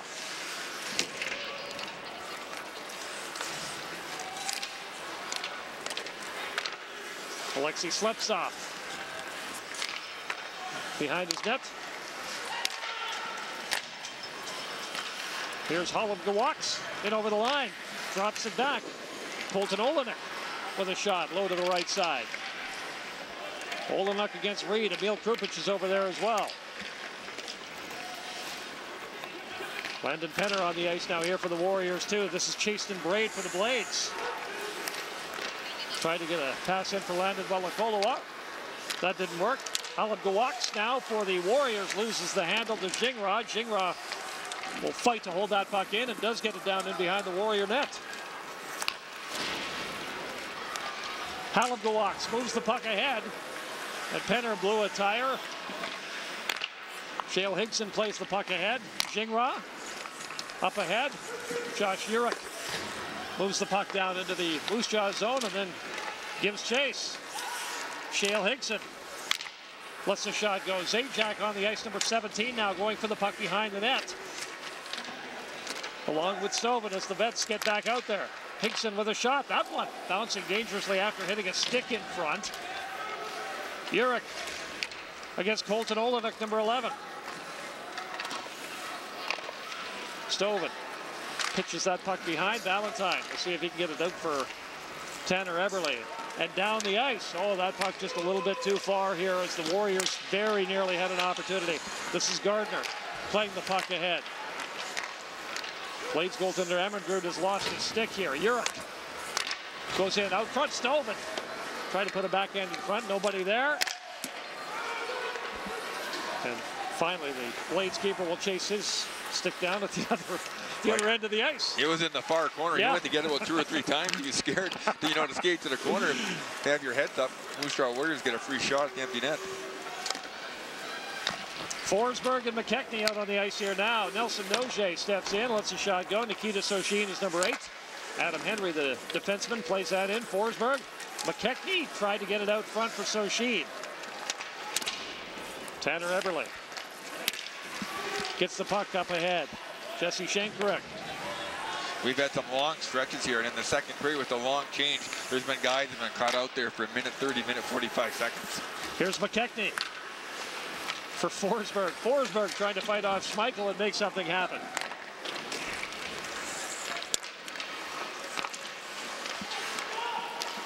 Play in the neutral zone. This is Nelson Noje who will just golf that puck into the Warrior zone. Torin White with a nifty little pass off the boards. Yuri Schmeichel tried to advance the puck here for Moose Jaw. Torin White with the play ahead. Tanner Janot, number 10, out front. Schmeichel going to the front of the cage here. And now this is Josh Urich for the Blades. What a stretch of play we have had here. Urich puts that puck down into the Warrior zone. Austin Adam, number 29, back for it. Tanner Janot ahead for Yuri Schmeichel. Torin White just moves the puck into the Saskatoon end.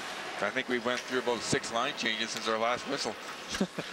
A furious pace here tonight. Stovin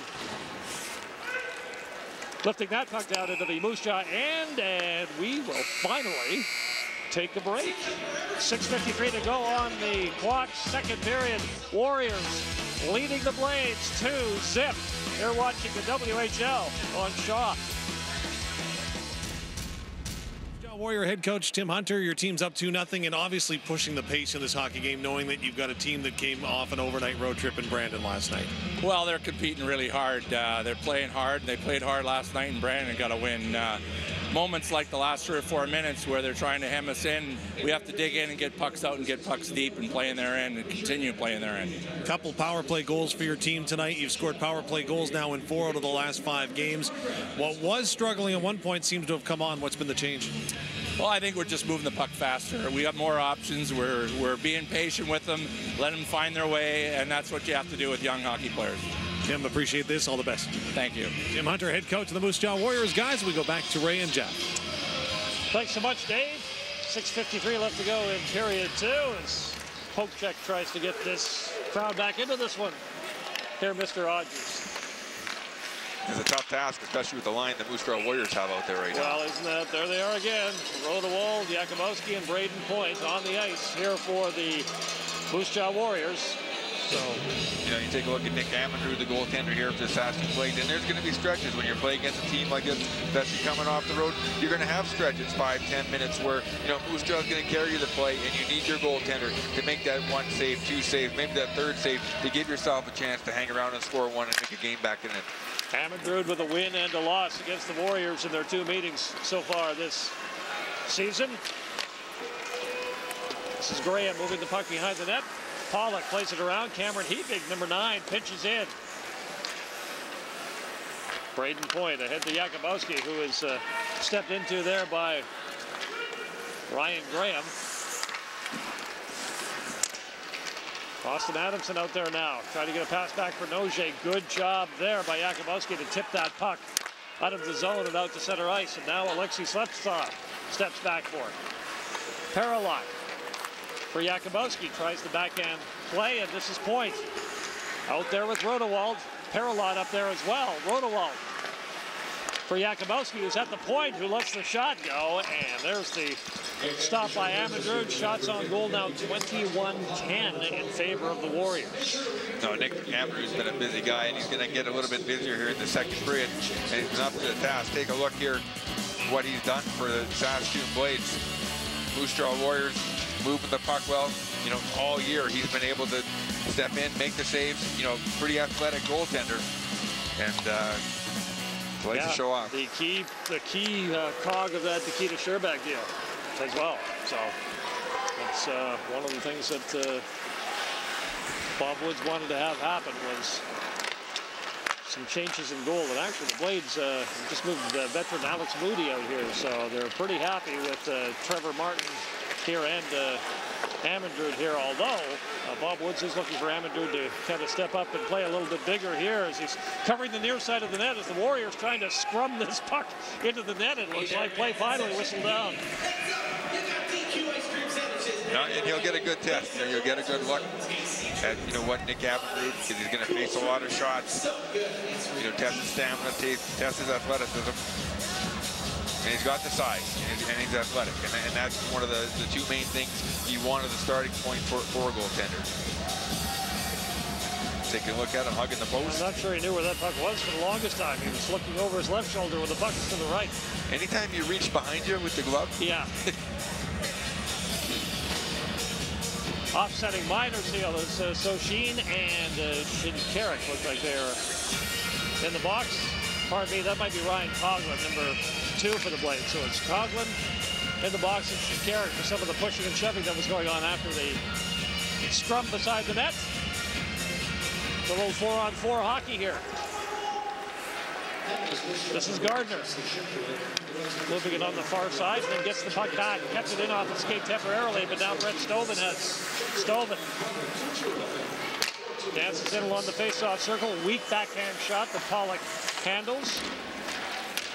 Gardner tries to get the puck ahead for Point. Now the Warriors get it out to center. Nelson Noje bumps his man. Brett Stoven trying to get to Rodewald. He does cut him off. Takes the puck away from him, and the Blades will start back. Adam Henry for Zajac. Henry now behind the net with it, number 4 for the Blades. Trying to get a look out front to see who might be in position. He's trying to turn, but a good job there by Eberle to tie up his stick. Josh Urich, number 28, plays it on the far side for Henry. Henry stepped into there by Dallas Valentine, the defenseman, number 6. Trying to spring Eberle. They couldn't, so now Point will just carry it in. Brayden Point. Sleptsov couldn't handle that hot pass, but Point steps over and picks it up again. Here's Point trying to go to the net. Krupich got in the way of that. Landon Welakoloa placed the puck ahead for Adam Henry, and it's just lifted down into the Moose Jaw zone. Saskatoon Blades doing a nice job of double and triple teaming Brayden Point. He beats one guy, there's another guy right there to back him up. A little less than half a minute to go in this 4-on-4 hockey. Emil Krupich. Landon Welakoloa, number 18 from Calgary, Alberta, out there with Urich. Urich tries to step around his man, Austin Adam, and get a shot away.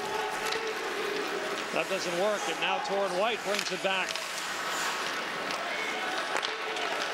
getting chances on both ends here. Both teams at full strength now. 5 skaters aside. Cameron Hebig follows up. And play is going to be whistled down. There will be an interference call as Hebig had an opportunity in front of Pollock, in front of the Warrior net. You know, you're talking about the chances back and forth. Twice in a row. First time the Saskatoon Blades, then the Moose Jaw Warriors trying a pretty little move at the blue line, gets turned over. And this one here turned into a pretty good opportunity for the Saskatoon Blades coming back the other way. And Nelson Noche has just gone to the box here for the Saskatoon Blades. So again, we'll look at this Warrior power play that Dave Thomas has pointed out is coming on as of late. And have really come on tonight. It's been very impressive here tonight, the way they move the puck around.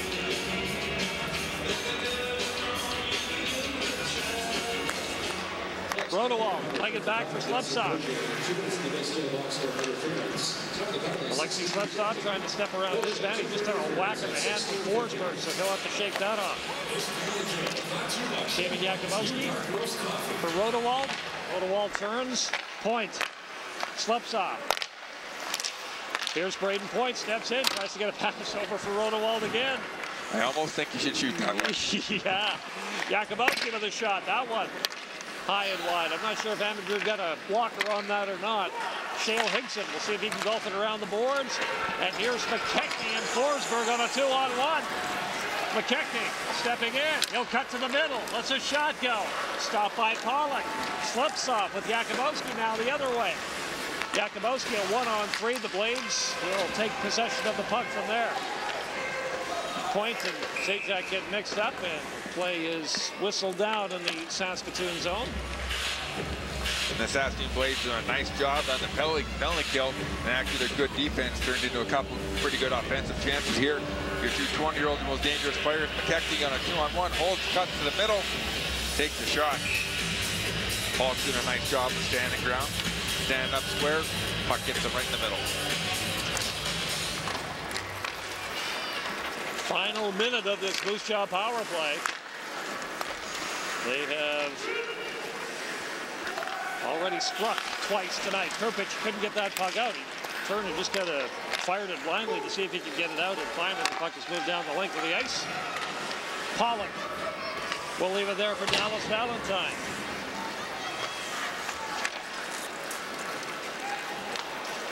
This is Gardner now for the Moose Jaw Warriors, and he golfs it around, and play is whistled down. Steak Chili is proud to be the official chili of the WHL and founder of the Saves for Success program, which will contribute up to $30,000 for minor hockey. Go to stagchili.ca to learn how your team can qualify.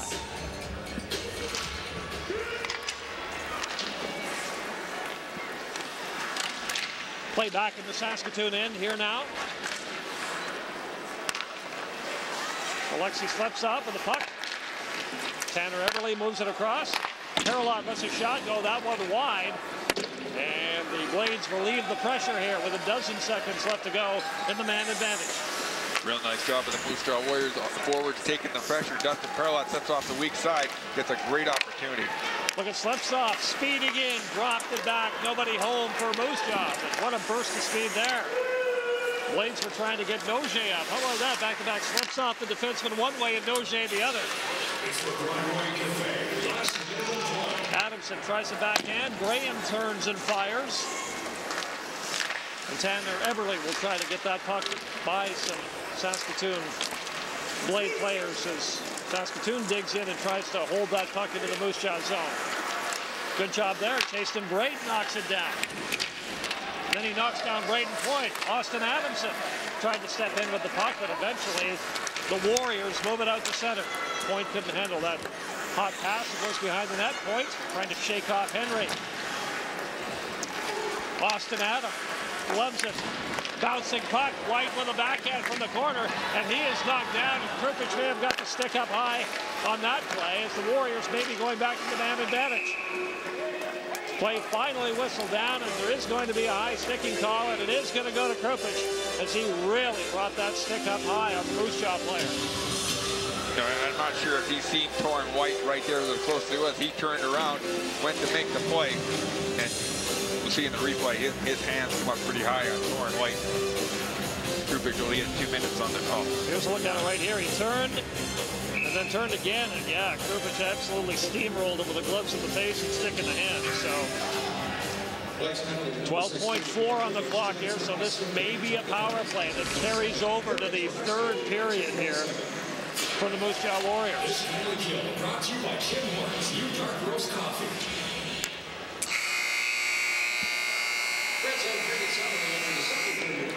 40 minutes in the books. The Warriors up by a pair of goals coming up inside the Western Hockey League with Stu Walters. We will have a ringside interview with Brayden Point, and we will also take a look at the WHL plays of the week before Jeff and I come back with highlights from period 2. Warriors leading the Blades by a pair of goals. You're watching the WHL on Shaw.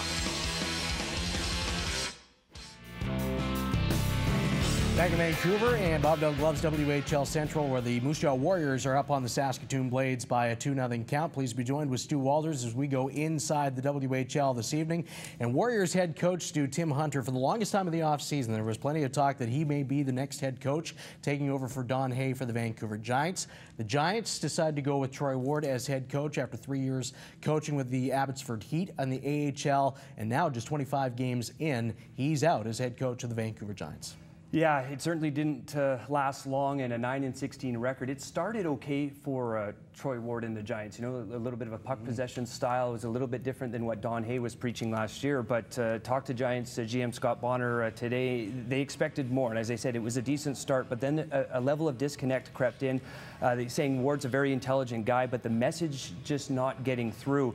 He's used to dealing with pros, as you mentioned, the AHL Abbotsford Heat, and sometimes with the Pittsburgh Penguins up in the NHL. But he gave guys a lot of freedom, and at this age, Scott Bonner didn't think that giving teenagers a lot of freedom was the best way to go about it. They had a lot of structure under Don Hay the last few seasons, and he just felt that there was a little bit of a disconnect, and they haven't really been putting out much of a compete level in the last few games, which has been, you know, disconcerting for the Giants' top brass. Yeah, 6-4 to start out the season, but 3-12 since for the Giants. Tough losses recently to Prince George, Medicine Hat, and Regina as well. And one thing that Scott Bonner mentioned was it might be tough to come up with a replacement right now. He'd like to get somebody in early next week, but because of the timing of it, it might be a little more difficult to be able to pull that off. Yeah, right. And who's available? I know people are throwing names out there, you know, Lauren Mulliken, and you'll hear, you know, recycled names. But as you say, I think they've got a week of practice coming up, and they'll try to, you know, rustle the shrubs to see what kind of names and what kind of interest they can get. They got a good guy in there right now, a young guy, Matt Earhart, and you know, Ian Gallagher has joined them, their strength and conditioning guy, and Yogi Sveikovsky, who's been there since about 2008. You know, he's a great skills coach, but they certainly will probably want to fill that position. Been quite a week for the Vancouver Giants. Earlier on Sunday night, Pat Quinn, the longtime head coach in the NHL and co-owner of the Giants, passing at the age of 71. We know his impact, certainly in this community, in the '94 run to the Stanley Cup Championship for the Canucks, 1 game away, and then his work in the junior hockey is certainly... Yeah, absolutely. The hockey world is certainly still in mourning. We just saw a picture there. He looks like a coach. That was a 1963 Memorial Cup team with the Edmonton Oil Kings, and you know, just was a gritty defenseman there. But even later in life here, you know, 65 years old, leading Team Canada in 2009 in Ottawa, the World Juniors to the gold medal, to the championship, the U18s in 2008 of that year. So he could connect with all players, you know, NHL players, but also the young talent. And people had questions about that. As I mentioned, when he was a 65-year-old man, he had such a presence, Andy, that, you know, when he walked into a room, everyone slowed down, stopped, and looked up and wanted to see what he had to say. And even listening to guys like Joe Sakic and Scott Niedermayer talking about, he was the guy that gave the best pregame speeches of all the coaches they've ever had. So you imagine those junior kids looking up to this guy. We don't want to disappoint him. We all feel an inch taller tonight. Yeah. Let's go out and win one for Pat. Bob Nicholson with the Edmonton Oilers, longtime head man for Hockey Canada, mentioned in a media release on Monday, or a media conference, how that United States game on New Year's Day against the United States, where they were down 3-0, how Pat Quinn intimidated the U.S. coaching staff, and Canada roared back to win. Yeah, the U.S. coach kind of losing his stuff on the bench, and Pat Quinn was the picture of calm, and you know, the team looks at the leader and says, okay, we'll go out and play. Well, the Portland Winterhawks, tough start to the season, but it seems like they are starting to turn things around, and perhaps a turning point if this continues for the Winterhawks, who have won 4 straight Western Conference championships, perhaps this past weekend with back-to-back wins over the Kelowna Rockets. The first of those, a very impressive come-from-behind overtime decision. Yeah, absolutely, and we saw them last week in Kamloops, and we thought it was a good game, but a great goaltending performance by the Blazers. But this weekend, what a statement weekend. 2 4-3 decisions, as you mentioned, the overtime one, and this could be a turning point, especially after starting the season 0-6. You know, league-leading Kelowna, that's quite the statement in Kelowna's building. They've gone on to beat Victoria as well, so 3 in a row. And you see Captain Nick Patan fighting there and just leading by example, and the singers are starting to sing, and Bjorkstrand and DeLeo, you know, scoring some goals and maybe getting back to that Winterhawks hockey that we've all been used to, and especially in the springtime the last few years. Yeah, and they'd won 3 in a row with their win over Victoria last night. One thing that's been talked about is Portland on defense, how much they've had to really be able to recover from some of their big losses in recent years. Well, yeah, Matt Dumba, Derek Pouliot, very tough to replace those kids, and what a luxury it was to have those guys moving the puck up the ice, especially Derek Pouliot, where we saw last year so many times that even in absence of a proper breakout, Andy, if he didn't see proper passing channels, you know, he would just skate it out and get it out of trouble. And they didn't really have that this year. I remember talking to Jamie Compton last week that he's trying to get the forwards to come back and help out a lot more to get that breakout going, to get that speed through the neutral zone, what they're used to. And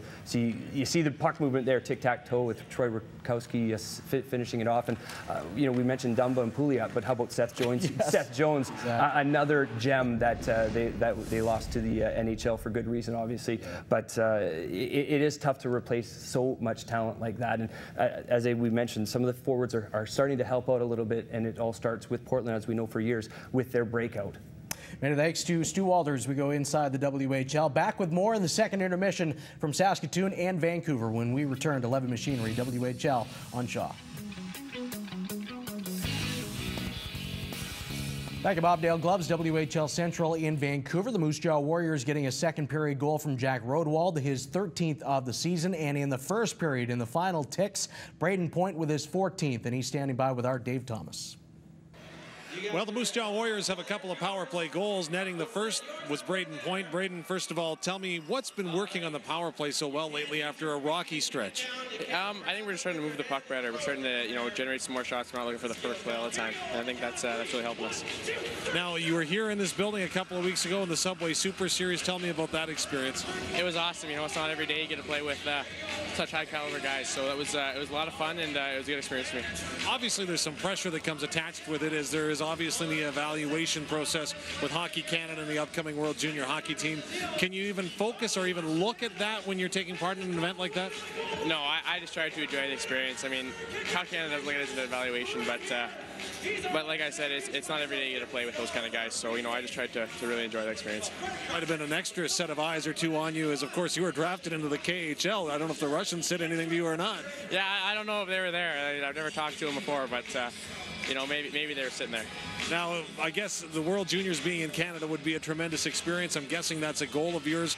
Do you think you've done enough to at least earn a camp invite back? I'm not too sure. There's obviously a lot of great players across the country, and it's a very tough thing to make. So, you know, if I've done enough, that's awesome. But if not, I get to play in a couple more games for Moose Jaw. And so far, so good for the Moose Jaw Warriors. You're up 2 goals going into the third period. Thanks for this. Thank you. Brayden Point of the Moose Jaw Warriors joining us after 40 as we return to WHL Central and Andy Neal. Thank you kindly, Dave. 7-game point streak now for Brayden with that late first period goal tonight in Saskatoon. Well, plenty of great plays around the WHL over the last 7 days, and Connor Gay of the Regina Pats gets things started in the latest edition of the WHL's Plays of the Week. What a beautiful goal. Brent Pollock on a backhand with 1:39 to go. Beats Justin Pollock. Out to the line, Kovarov to John Quinville. Over to Eric Joy, to the side of the net now for Duke. A pass out front, Quinville scores! Quinville from his backhand to his forehand, and then just tucked the bouncing puck hole past Danny Huma. And this game is all even. Bowles shoots it out. Mike Neshlev off the right side. Neshlev coming in. Spinorama move. Backhander shoots and scores. Wow. What a move that was.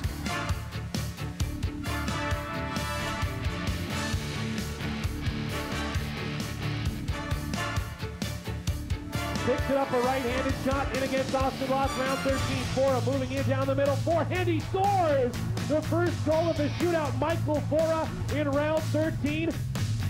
Right-handed shot, Davis against Ingram for the win. Kevin Davis moves down the middle of the ice, shoots and scores! Kevin Davis with the shootout winner. The Silvertips defeat the Kamloops Blazers 3-2 in 15 rounds. Well, here's the Denny's WHL Player of the Week, Lane Bauer of the Edmonton Oil Kings in 4 games, 4 goals, 4 assists, and 8 points. 18 points on the year, past the 16 that he had a season ago, and he has an assist tonight in the 2-0 Oil Kings lead over Swift Current to extend his point streak to 6 games with 5 goals and 5 assists over that span for the product of Anchorage, Alaska. 2-0 Moose Jaw leads as we're bound for the 3rd period of play in Saskatoon when we return here on Levitt Machinery, WHL on Shaw. Well, Moose Jaw with the 2-0 advantage over the Saskatoon Blades as we get set for period 3 here in the Bridge City. And Jeff Odgers, I'm thinking there's about a 3-minute stretch that Bob Woods would like to have back. The final couple of seconds of period 1 and the first 2 minutes of period 2, because that's where the problem started for the Blades here. Right, and it was a power play for the Moose Jaw Warriors, able to capitalize on their chances. And Dustin Perlot able to find Jack Rodwald in the seam with a perfect shot there, and they go ahead there 2-0, and then the Warriors just keep coming. The game back and forth, all kinds of chances, both ends of the ice. Carrick there with a great chance on Amrud. The Blades unable to control Moose Jaw's speed coming through. Who's there? Brayden Point. He comes through with a great chance. Amrud with another big save. Saskatoon respond near the end of the period with a couple of chances. Ryan Graham using his speed. Ryan Gardner with a good defensive play there to keep him to the outside. You know, Saskatoon keep trying to respond. Everly with some great speed to the neutral zone. He comes through. Amrud with another big save on Tanner Everly.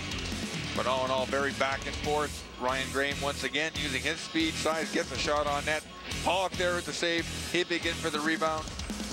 Nothing doing. Justin Pollock so far perfect through 2 periods. And producer Dave Roberts just pointing out that this game is moving on at an unbelievable pace, and we saw that in the back and forth. There's Rodewald with his 13th of the year, and don't forget that the Moose Jaw Warriors have a power play to work with to start period 3 here, and they've already struck twice with a man advantage as the final 20 minutes underway. This is Slepstop with the puck for the Moose Jaw Warriors. Working against Nelson Noje. Jakubowski couldn't hold that puck in, and the Blades managed to send that the length of the ice. Now Dustin Perlot going back for the puck here. About 3 weeks ago, he was playing for the Flin Flon Bombers in the Saskatchewan Junior Hockey League. Here he is, quarterback in the power play for the Moose Jaw Warriors with their injuries, doing a heck of a job. You never know where the road where it may take you in this game sometimes, as you well know.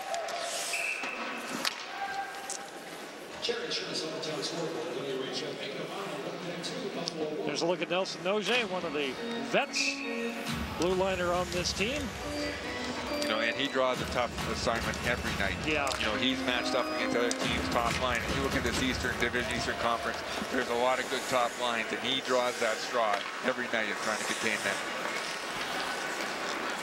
Here's Slepstop back in his own zone for Moose Jaw, trying to get a puck ahead for Rodewald.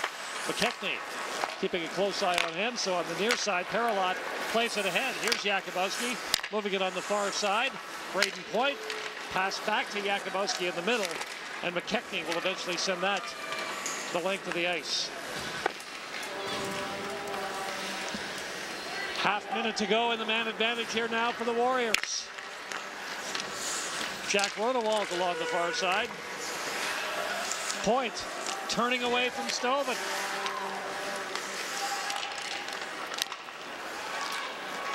And eventually it's Stovin that comes away with the puck. Blade short-handed, but we'll see what they can do. Stovin lets a shot go. That goes off the stick and into the near corner. Rodewald trying to track this puck down in his skates here, and eventually he'll just leave it behind the net. Both teams in full strength. 2 minutes in, Cameron Hebig moving in after picking the pocket of one of the Warriors. Had an opportunity. Good play by Hebig to generate a scoring chance. No, that's good pressure all over the ice, short-handed. Valentine there, unable to move the puck. Hebig almost takes advantage of it. Blades down by 2. You know they want the next one. Here's Graham. trying to get that puck down into the Moose Jaw zone. Hebig in position in front of the net. That puck goes high and out of play over the left field wall. 2.5 minutes in the period three. You know, one thing about the Saskatoon Blades on that penalty kill, very aggressive, no quit in their game. Hebig does a nice job there, picking the pocket of Valentine for a great scoring opportunity. You know, looking for a spark, looking for some jump. That would have been a huge goal right there for the Saskatoon Blades. Hebig did have one in Brandon last night in that overtime win. Hebig again trying to muscle his way to the net, and Pollock is forced to cover up again. Let's join Dave Thomas downstairs rocking a new look. Dave. Well, while you guys are poring over the statistics during our intermission, I invaded Jeff Odger's closet and stole his ugliest sweater. Well, no, okay, not exactly. Actually, this is the next Blades promotional jersey. December the 13th, they're going to wear this. It's the ugly Christmas sweater. Now, when they're done wearing it, as you can see, I'm kind of styling it off there here. You go, yeah. There you go. And once they're done wearing it, they're going to option it off for Operation Jumpstart, which is actually a charity that helps all kids play hockey and other organized sports. So it's a great opportunity to help out some less fortunate people over the holidays. And I don't know, get yourself something good. But I could tell it wasn't Odgers because there's no gravy stain or cranberry juice on the sleeves. So. Well, and I was thinking it's Ryan Coughlin's number, Dave. I was just wondering if you stole it or he gave it to you. Anyway. Can you re-gift that? A great promotion by this Blades team. They have done a number of interesting promotions this year. The new ownership and management group doing a terrific job here in Saskatoon. Here come the Blades, moving the puck ahead to center now. Adamson just chips the puck in and will go for a change. Austin Adam back with it for the Warriors. Yakubowski chips that puck ahead. Krupich has to get on his horse and hustle back to make sure the Warriors don't generate an opportunity. This is Forsberg with it now. Jesse Shinkarik picks up the puck for the Moose Jaw Warriors, but couldn't get around Forsberg, who carries it into the Moose Jaw zone. Pass across, Sheen, Krupich stepping in. That one hit a player at the side of the net. Krupich let a shot go and missed the far post with it. But now Moose Jaw gets it out to center, but again forced to retreat. McKechnie trying to get the puck away from Gardner. Here's Forsberg with a shot. Short side, tough angle. He'll move in again. Centers it back. Hebig, or pardon me, Sheen turns, tries to get a shot away. Blades buzzing now. Shinkarik going back against Reed.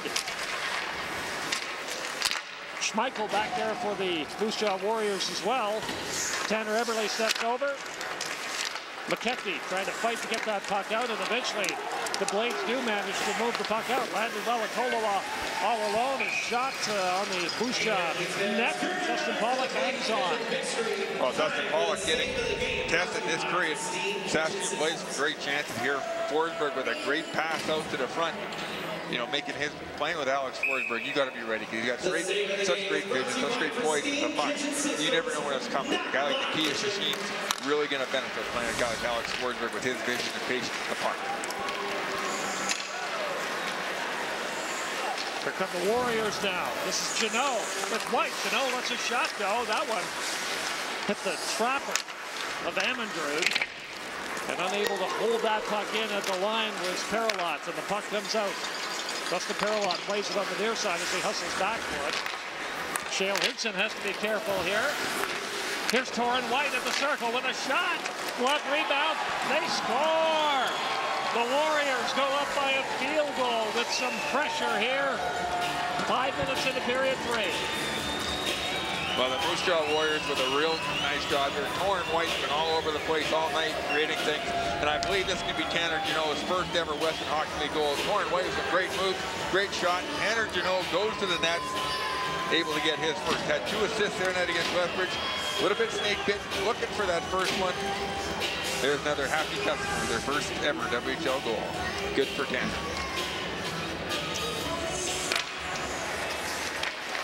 Right spot, right time as the Warriors continue to turn up the heat.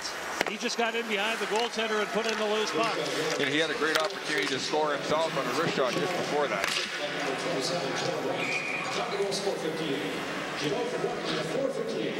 So Janot gets the goal, and Brett Stovin and the Blades down by 3 now, and Diego shot 26-18.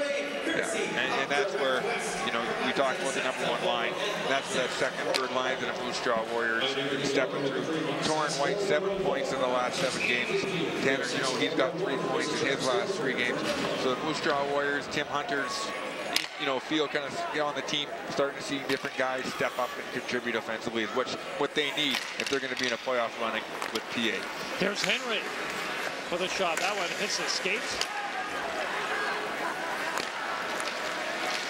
Now it's Rodewald out there with Jakubowski.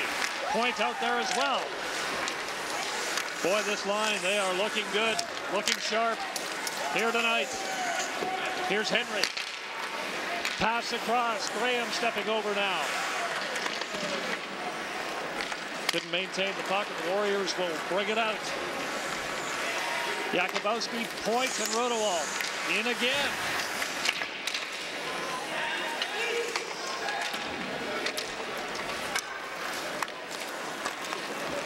Graham gets that puck down into the Moose Jaw zone before going for a change. Valentine plays the puck ahead. Here's Penner with it now for the Warriors. Jaden Halep going after it. Number 12 here for the Warriors. It's up by 3. Some fourth liners get some time here from Tim Hunter. Well, what it does is your fourth line is fresh. You want to come out there, push the pace, keep rolling your line. Don't give the Blades a chance to breathe. Colton Olenek is number 11 in on the forecheck, and he's forcing the Blades to have some issues to get that puck out. Finally, he does.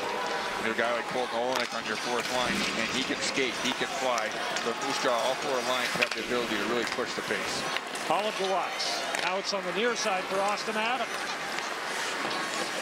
Adam plays that puck ahead, and Olenek will just lift it down. So that is a good effort from that fourth line here for Moose Jaw.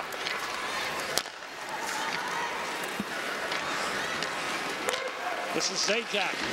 Tried to get a shot through the skates of the Moose Jaw defender Adam, but couldn't. Eberle tries to get around Forsberg. Zajac is going to go off on a change, but decides to play the puck ahead. Forsberg tries to pass on the far side. Paralot now picking it up for the Warriors. And here comes Moose Jaw again. Eberle out there with Ouden and Shinkarik. Here's Shinkarik behind the net. Plays it back. Brook with a shot. That one wide to the short side of the net, and the puck comes out to center. Those Saskatoon Blades last night down by 2 goals in Brandon, able to come back. Here they are at home, 12 minutes left, down by 3. You wanted to have enough pushback to come in. Down by 3, Jeff. You know they want the next one. Sleptov battling away with Soshin behind the net. And there's going to be a penalty here, and this one is going to go against the Warriors, so we will see the Blades on the man advantage. Now this opens up the door for the Saskatoon Blades to get themselves back in. First off, they have to find a way to solve Justin Pollock, who's been pretty solid. So the youngster Josh Brook going to the box here for the Warriors. And we'll get a look at the Blades on the power play here. Gets that stick wrapped around with his free hand. Hebig, Graham out on the ice with Zajac, Adamson, and Krupich work the point here for the Blades. Jack Rodewald playing the puck ahead. And Schmeichel dumps it down against Krupich.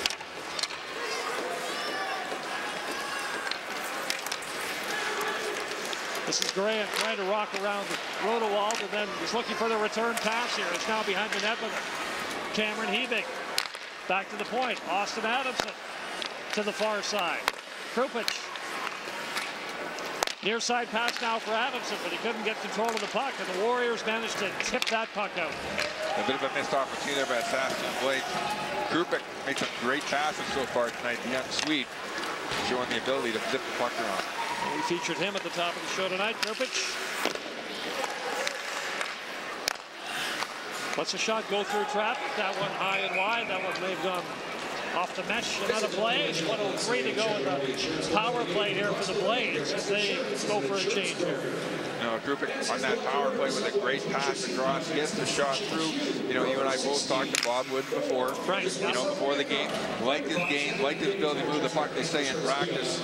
Unbelievable. Just like to see him a little more composure in games. And, you know, tonight he's showing that. He's gradually starting to show that.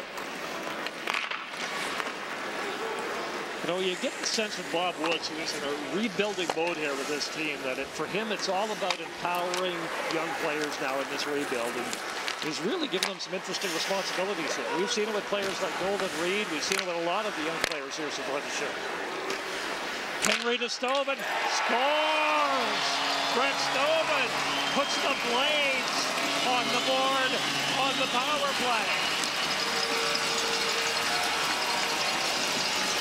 Well, for Brett Stovin, that's his 4th goal in the last 5 games, and he's been on fire. He scored the overtime winner last night, Brandon, we talked about. And we said the Saskatoon Blades need a spark, need something to give themselves a chance. And here, Brett Stovin, their captain, steps up. A little give and go. Nice pass back across. He steps into it. Just over the glove of Justin Pollard.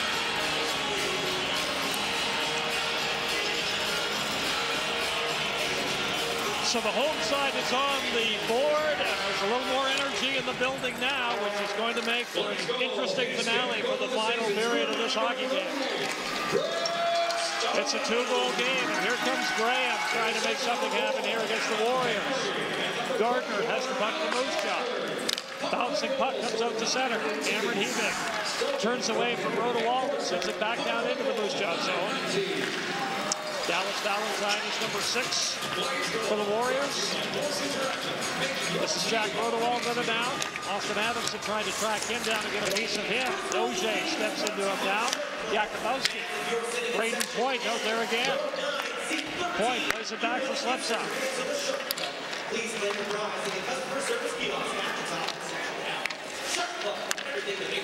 At the point, Slepsov couldn't get to it with a stick because he's a right-handed shot, so he left-footed it in. Yakubowski with a shot. That one hit the trapper of Ammongrud and came to the near corner. Adam Henry trying to walk around his man, and finally Noje gets it out for Ryan Graham.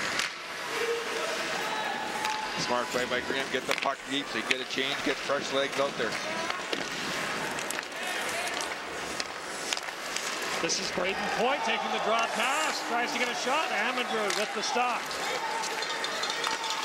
Point picks it up again and will just put it down into the Saskatoon zone. Shale Hinkson backboard. One of the Warriors, Shinkarik, was really hit and lost his lid in the corner.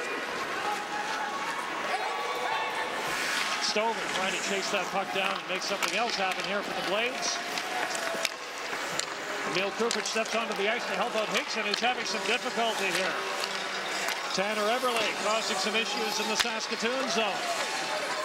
Emil Krupic turns and plays it ahead. This is Nick Zajac. Austin Adam, number 29, back there, making sure the Blades don't get the puck in front. Urich out there, gets it back to Krupic. Krupic back for Urich, being walked there by Brooks.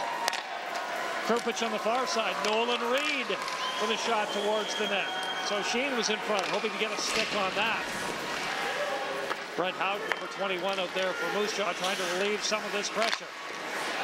Saskatoon is turning it on here a little bit. So Sheen playing it back. Here's McKechnie, who steps onto the ice. McKechnie in front. Couldn't get a good shot away. That one hit Adam's skate and went wide.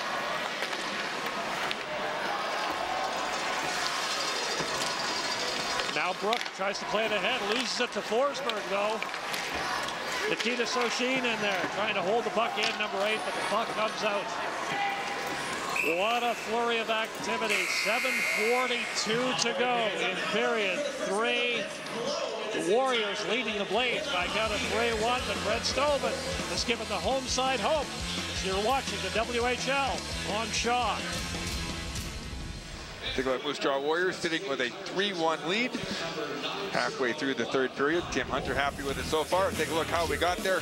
Brayden Point on the power play. Gets his own rebound. He's able to put it by Ammonroot. And here a great pass by Dustin Perlot to Jack Rodwald. He hammers it home to make it 2-0. Then Torrin White with a shot. Tanner Janot with his first WHL goal makes it 3-0. Saskatoon Blades with a little bit of a pushback, get a power play opportunity of their own. Yep. And it's hammered home by Brett Stoven on a one-timer to make it 3-1. Which means we are in for an interesting final 7-8 minutes here of period 3. Either the Blades can pull to within one or Moose Jaw can put it away, and we shouldn't be surprised at Point, Jakubowski, and Rodewalter on the ice here for the Warriors, Jeff. You know, and that's what you have. You have to contain them, get their line, and then the next line has some on-foot pressure. And let's not forget, the Moose Jaw Warriors are missing 3 of their regulars on defense. You know, 3 of the guys like Brown, Zalatak, those guys would be playing in these situations to help calm things down also. The Warriors calling a timeout during the timeout here to get the right players on the ice here and manage the bench. This is Point.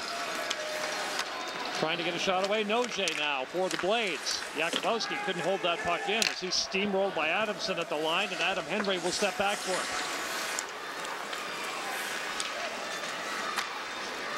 Stretch pass here. Austin Adamson tried a nifty little move on Gardner, but that didn't work. That hit Gardner's skate. And now Valentine has it for the Warriors, and he lifts that up and over the glass and out of play. Well, Valentine is one of the guys. Ice time definitely went up with the injuries and put in these situations. And Saskatoon Blades trying to stretch passes. They want to get speed going wide. Drive wide and then either create chances or have them draw a penalty.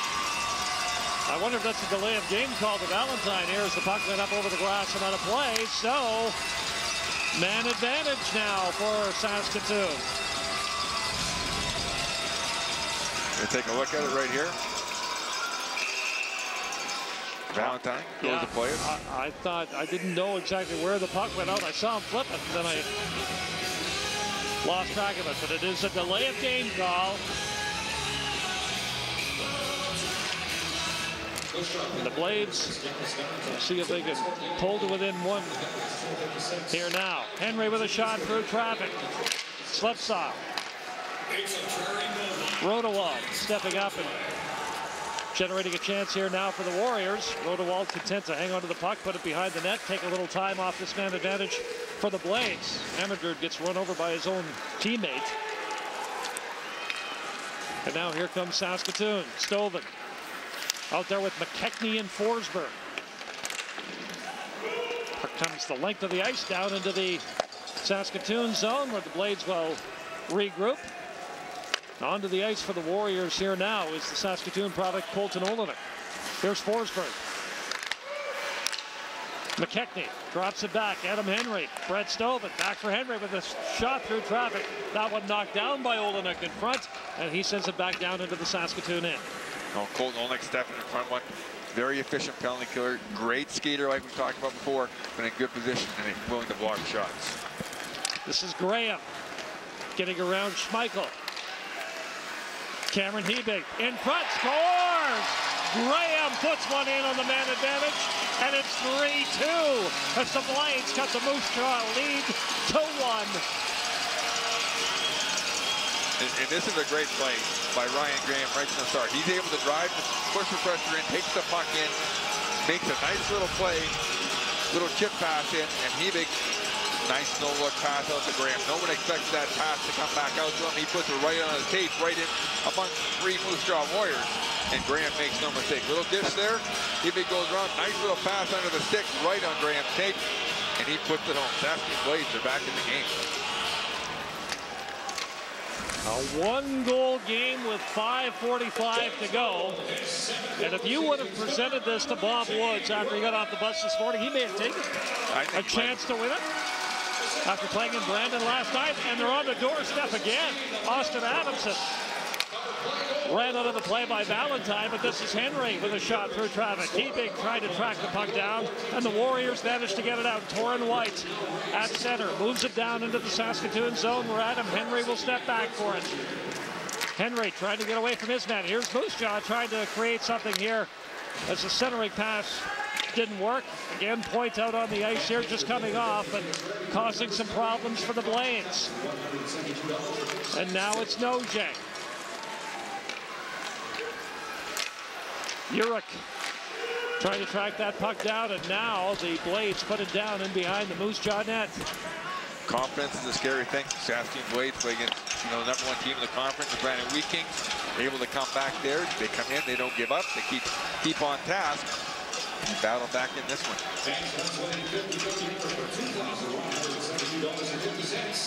So final few minutes, but before we play this down, we should take time to remember Pat Quinn here a little bit, co-owner of the Vancouver Giants of the Western Hockey League, well-known. Tim Hunter actually played for Pat Quinn for 4 seasons with Vancouver, and I know that everyone around the Western Hockey League is sending thoughts and prayers to the Quinn family after the passing of Pat Quinn, who was a big contributor not just in the NHL but in international circles, and of course the Western Hockey League too, as a co-owner of the Vancouver Giants. So again, thoughts and prayers to friends and family of Pat Quinn as we do what he'd like us to do. Enjoy some hockey here with 4:15 to go. Well said. One of the most respected guys ever to be a part of hockey at any level. Here's Howden with the puck now for the Warriors, lifting it down into center ice and down into the Blade zone. This is Krupich. Schmeichel tried to glove that puck. Warriors do manage to bring it in temporarily. Janot had it for a second, but now it's at center ice again, and chasing it is Graham. Here's Graham, gets around Valentine. Graham, short side. Good job there by Pollock to make sure the post was covered. Krupich with a shot. He'll step after the puck again and send it down towards the net area. Hebig trying to go after it for the Blades. Graham steps into his man, and on the other way it's Torrin White. Bumped off the puck, and now Cameron Hebig has it. 3.5 minutes to go in period 3. 3-2. Warriors leading. Both teams hungry for a win. Henry moves it on the far side for Nojay, top of the circle. That one didn't miss by much. This is Point for Rodewald. Nelson Nojay working it down into the Moose Jaw zone. Slepsov chips it ahead. The puck was going to go into the bench, but it actually stays on the ice. Nojay goes back for it, called on the icing with 2:51 to go on the clock here now. And the Saskatoon Blades, just like they're being launched in on the forecheck. Nick Zajac outworks about 2 or 3 guys here. Get a loose puck back to the point for 2 or 3 opportunities just by outworking. Comes off the bench, able to beat 2 or 3 guys in the corner, and that kind of work ethic is contagious. You see that when you're sitting on the bench and you get fired up, and you can go out and do the same thing. Forsberg, McKechnie, and Sochine out here on the ice now. The forward line for the Saskatoon Blades. And they're going against Yankubowski and Point and Rodewald again. Stars on the ice with inside 3 minutes to go. Here's Point getting around Nojay. Amandrew steers that wide. Here's Forsberg with it now for Saskatoon. Alex Forsberg. On the near side now, McKechnie tried to cycle the puck down low, but Point was waiting for it. And now it's Gardner for Moose Jaw, trying to get it by Sochine. Here's Henry, shot off the blocker. Pollock made a save there. Oh, the crowd was on the edge of their seat as Henry was looking at net. Rodewald, number 15, and Point out there again. Here's Brayden Point with Rodewald. Point one-on-one, tried to walk around his man, but that didn't work. This is Slepsov. He lets a shot go. Amandrew gloved it and hit the trapper, fell in front of him. Shinkaruk was on the doorstep, but Amandrew covered up. All right, Saskatoon, great job on the forecheck, creating D-man doing a great job of getting involved. Henry with a glorious opportunity from the point. On a great pass from behind. We'll get a look at it here. In position, left-handed shot. I'm not sure if that was blocker or bar, but either way, it's a great scoring chance. Take another look at it. Oh, the crowd was watching. The place went quiet when Henry was looking at the net. It was funny. That one, that puck, I think, may went off a high stick or off someone at the bench. So the face-off with 1:25 to go will come outside the line here, outside the Blades line. Take a look there at Ryan Graham, who's been very effective for the Saskatoon Blades tonight. Doing a nice job driving pucks in deep. Little give and go, scored that first goal. Yep. 3-point game against the Warriors back on October the 28th as well. Austin Adam sends the puck in, and Adam Henry has it behind the net. So we'll keep an eye on Amundrud when he's going to come out of the net. Here he comes. So the Blades going with the extra attacker here now. The Warriors hoping not to be caught on their heels here. This is Krupich moving it over on the far side. Henry back for Emil Krupich. That shot hits a skate, goes into the corner. Hebig for Krupich on the far side. This is Adam Henry with it. Shot through traffic, a soft one. Couldn't make it through all the bodies. Krupich tries to throw another one in front. Point sends it back. Scramble in front. Blades trying to make something happen here. 40 seconds to go, and the Warriors managed to get the puck out to center ice. Ryan Graham tries to work the boards to his advantage to get it back into the Moose Jaw zone, and now Zajac will leave it for Henry. Blades with 6 skaters. Here's Point trying to dance around his man, but a good job by Stillman to stay with him and not bite. And as a result, the puck comes over the boards. And the Blades still with a chance. 19.2 on the clock, Jeff. You know, these Saskatoon Blades just continue to push and continue to forecheck turnovers. Great opportunities, refusing to give up, refusing to quit. So timeout has been called. Bob Woods with some final instructions for his crew that he's going to keep on the ice here. You know, and Tim Hunter and the coaches of the Moose Jaw Warriors want to box it up. Let's join Dave Thomas. Hey, thanks very much, guys. If you're looking for the answer to a unique trivia question, who was drafted not once but twice in this last spring's professional hockey drafts? Well, that would be none other than Moose Jaw Warriors' Brayden Point. Yes, he was selected in the NHL draft, but he's also taken in the 5th round of the KHL draft. Yes, the Continental Hockey League in Russia by Traktor Chelyabinsk. Now, he says he's never heard of them or talked to them at all, but hey, there you go. If you're looking for something to do at the Odgers house over the Christmas holidays, in addition to wearing an ugly sweater, go ahead and tell some trivia. Have to find an atlas first. Face off at center ice. There's a reason why you won't find it. Scores! The empty netter will put this one on a reach. The Warriors put one into the net. It looked like Colton Olenek, the Saskatoon product, may have got that goal. Perhaps it was Jakubowski, but it doesn't matter. It's a 4-2 game now with 12.8 on the clock. And Jakubowski is starting to find his stride here. He's an empty netter. That's his 3rd goal in the last 3 games. And he's a guy who scored 20-plus goals in this league. He got 6 on the year. If the Moose Jaw Warriors can find a way to get him going, you know, along with Brayden Point and Roadwald, and they're going to need him when this playoff race coming down. I know we're only like 25, 26 games in, but Jamin Jakubowski is going to be a big part of the push. You know what? Jakubowski scored in each of the last 2 games, so that's 3 now. So that's exactly to the point that you're talking about here. Jeff, is the final few seconds tick off the clock. Pretty good show tonight by these teams, the Warriors and the Saskatoon Blades. You consider how badly Moose Jaw needed this win, and you consider what the Blades went through in that late night travel back from Brandon. But I think there's, like you say, there's positive on both sides. You look at the Moose Jaw Warriors coming in, battling for a playoff spot. One of the things that had struggled over the course of the year was their power play. And you know what? By looking at their power play, you know, they've scored in 4 of the last 5 games, and they continue to move the puck well. I think that's something that's definitely on the upside. They do have the talent. They had a strong goaltending performance by Pollock, you know, and they have Sawchenko coming back in the mix here, hopefully by next weekend. And the Saskatoon Blades coming off a huge win in last night against Brandon, come back, and I think they got to be proud of the effort they put forward.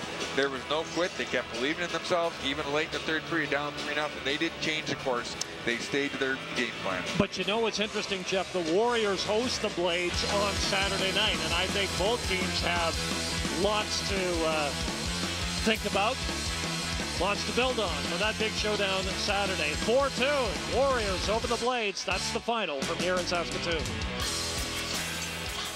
Back in Saskatoon, the Moose Jaw Warriors score a 4-2 victory over the Saskatoon Blades tonight. Brayden Point, tonight's third star. And Brayden, when you look at this hockey game, they talk about playing a full 60. You had to do that.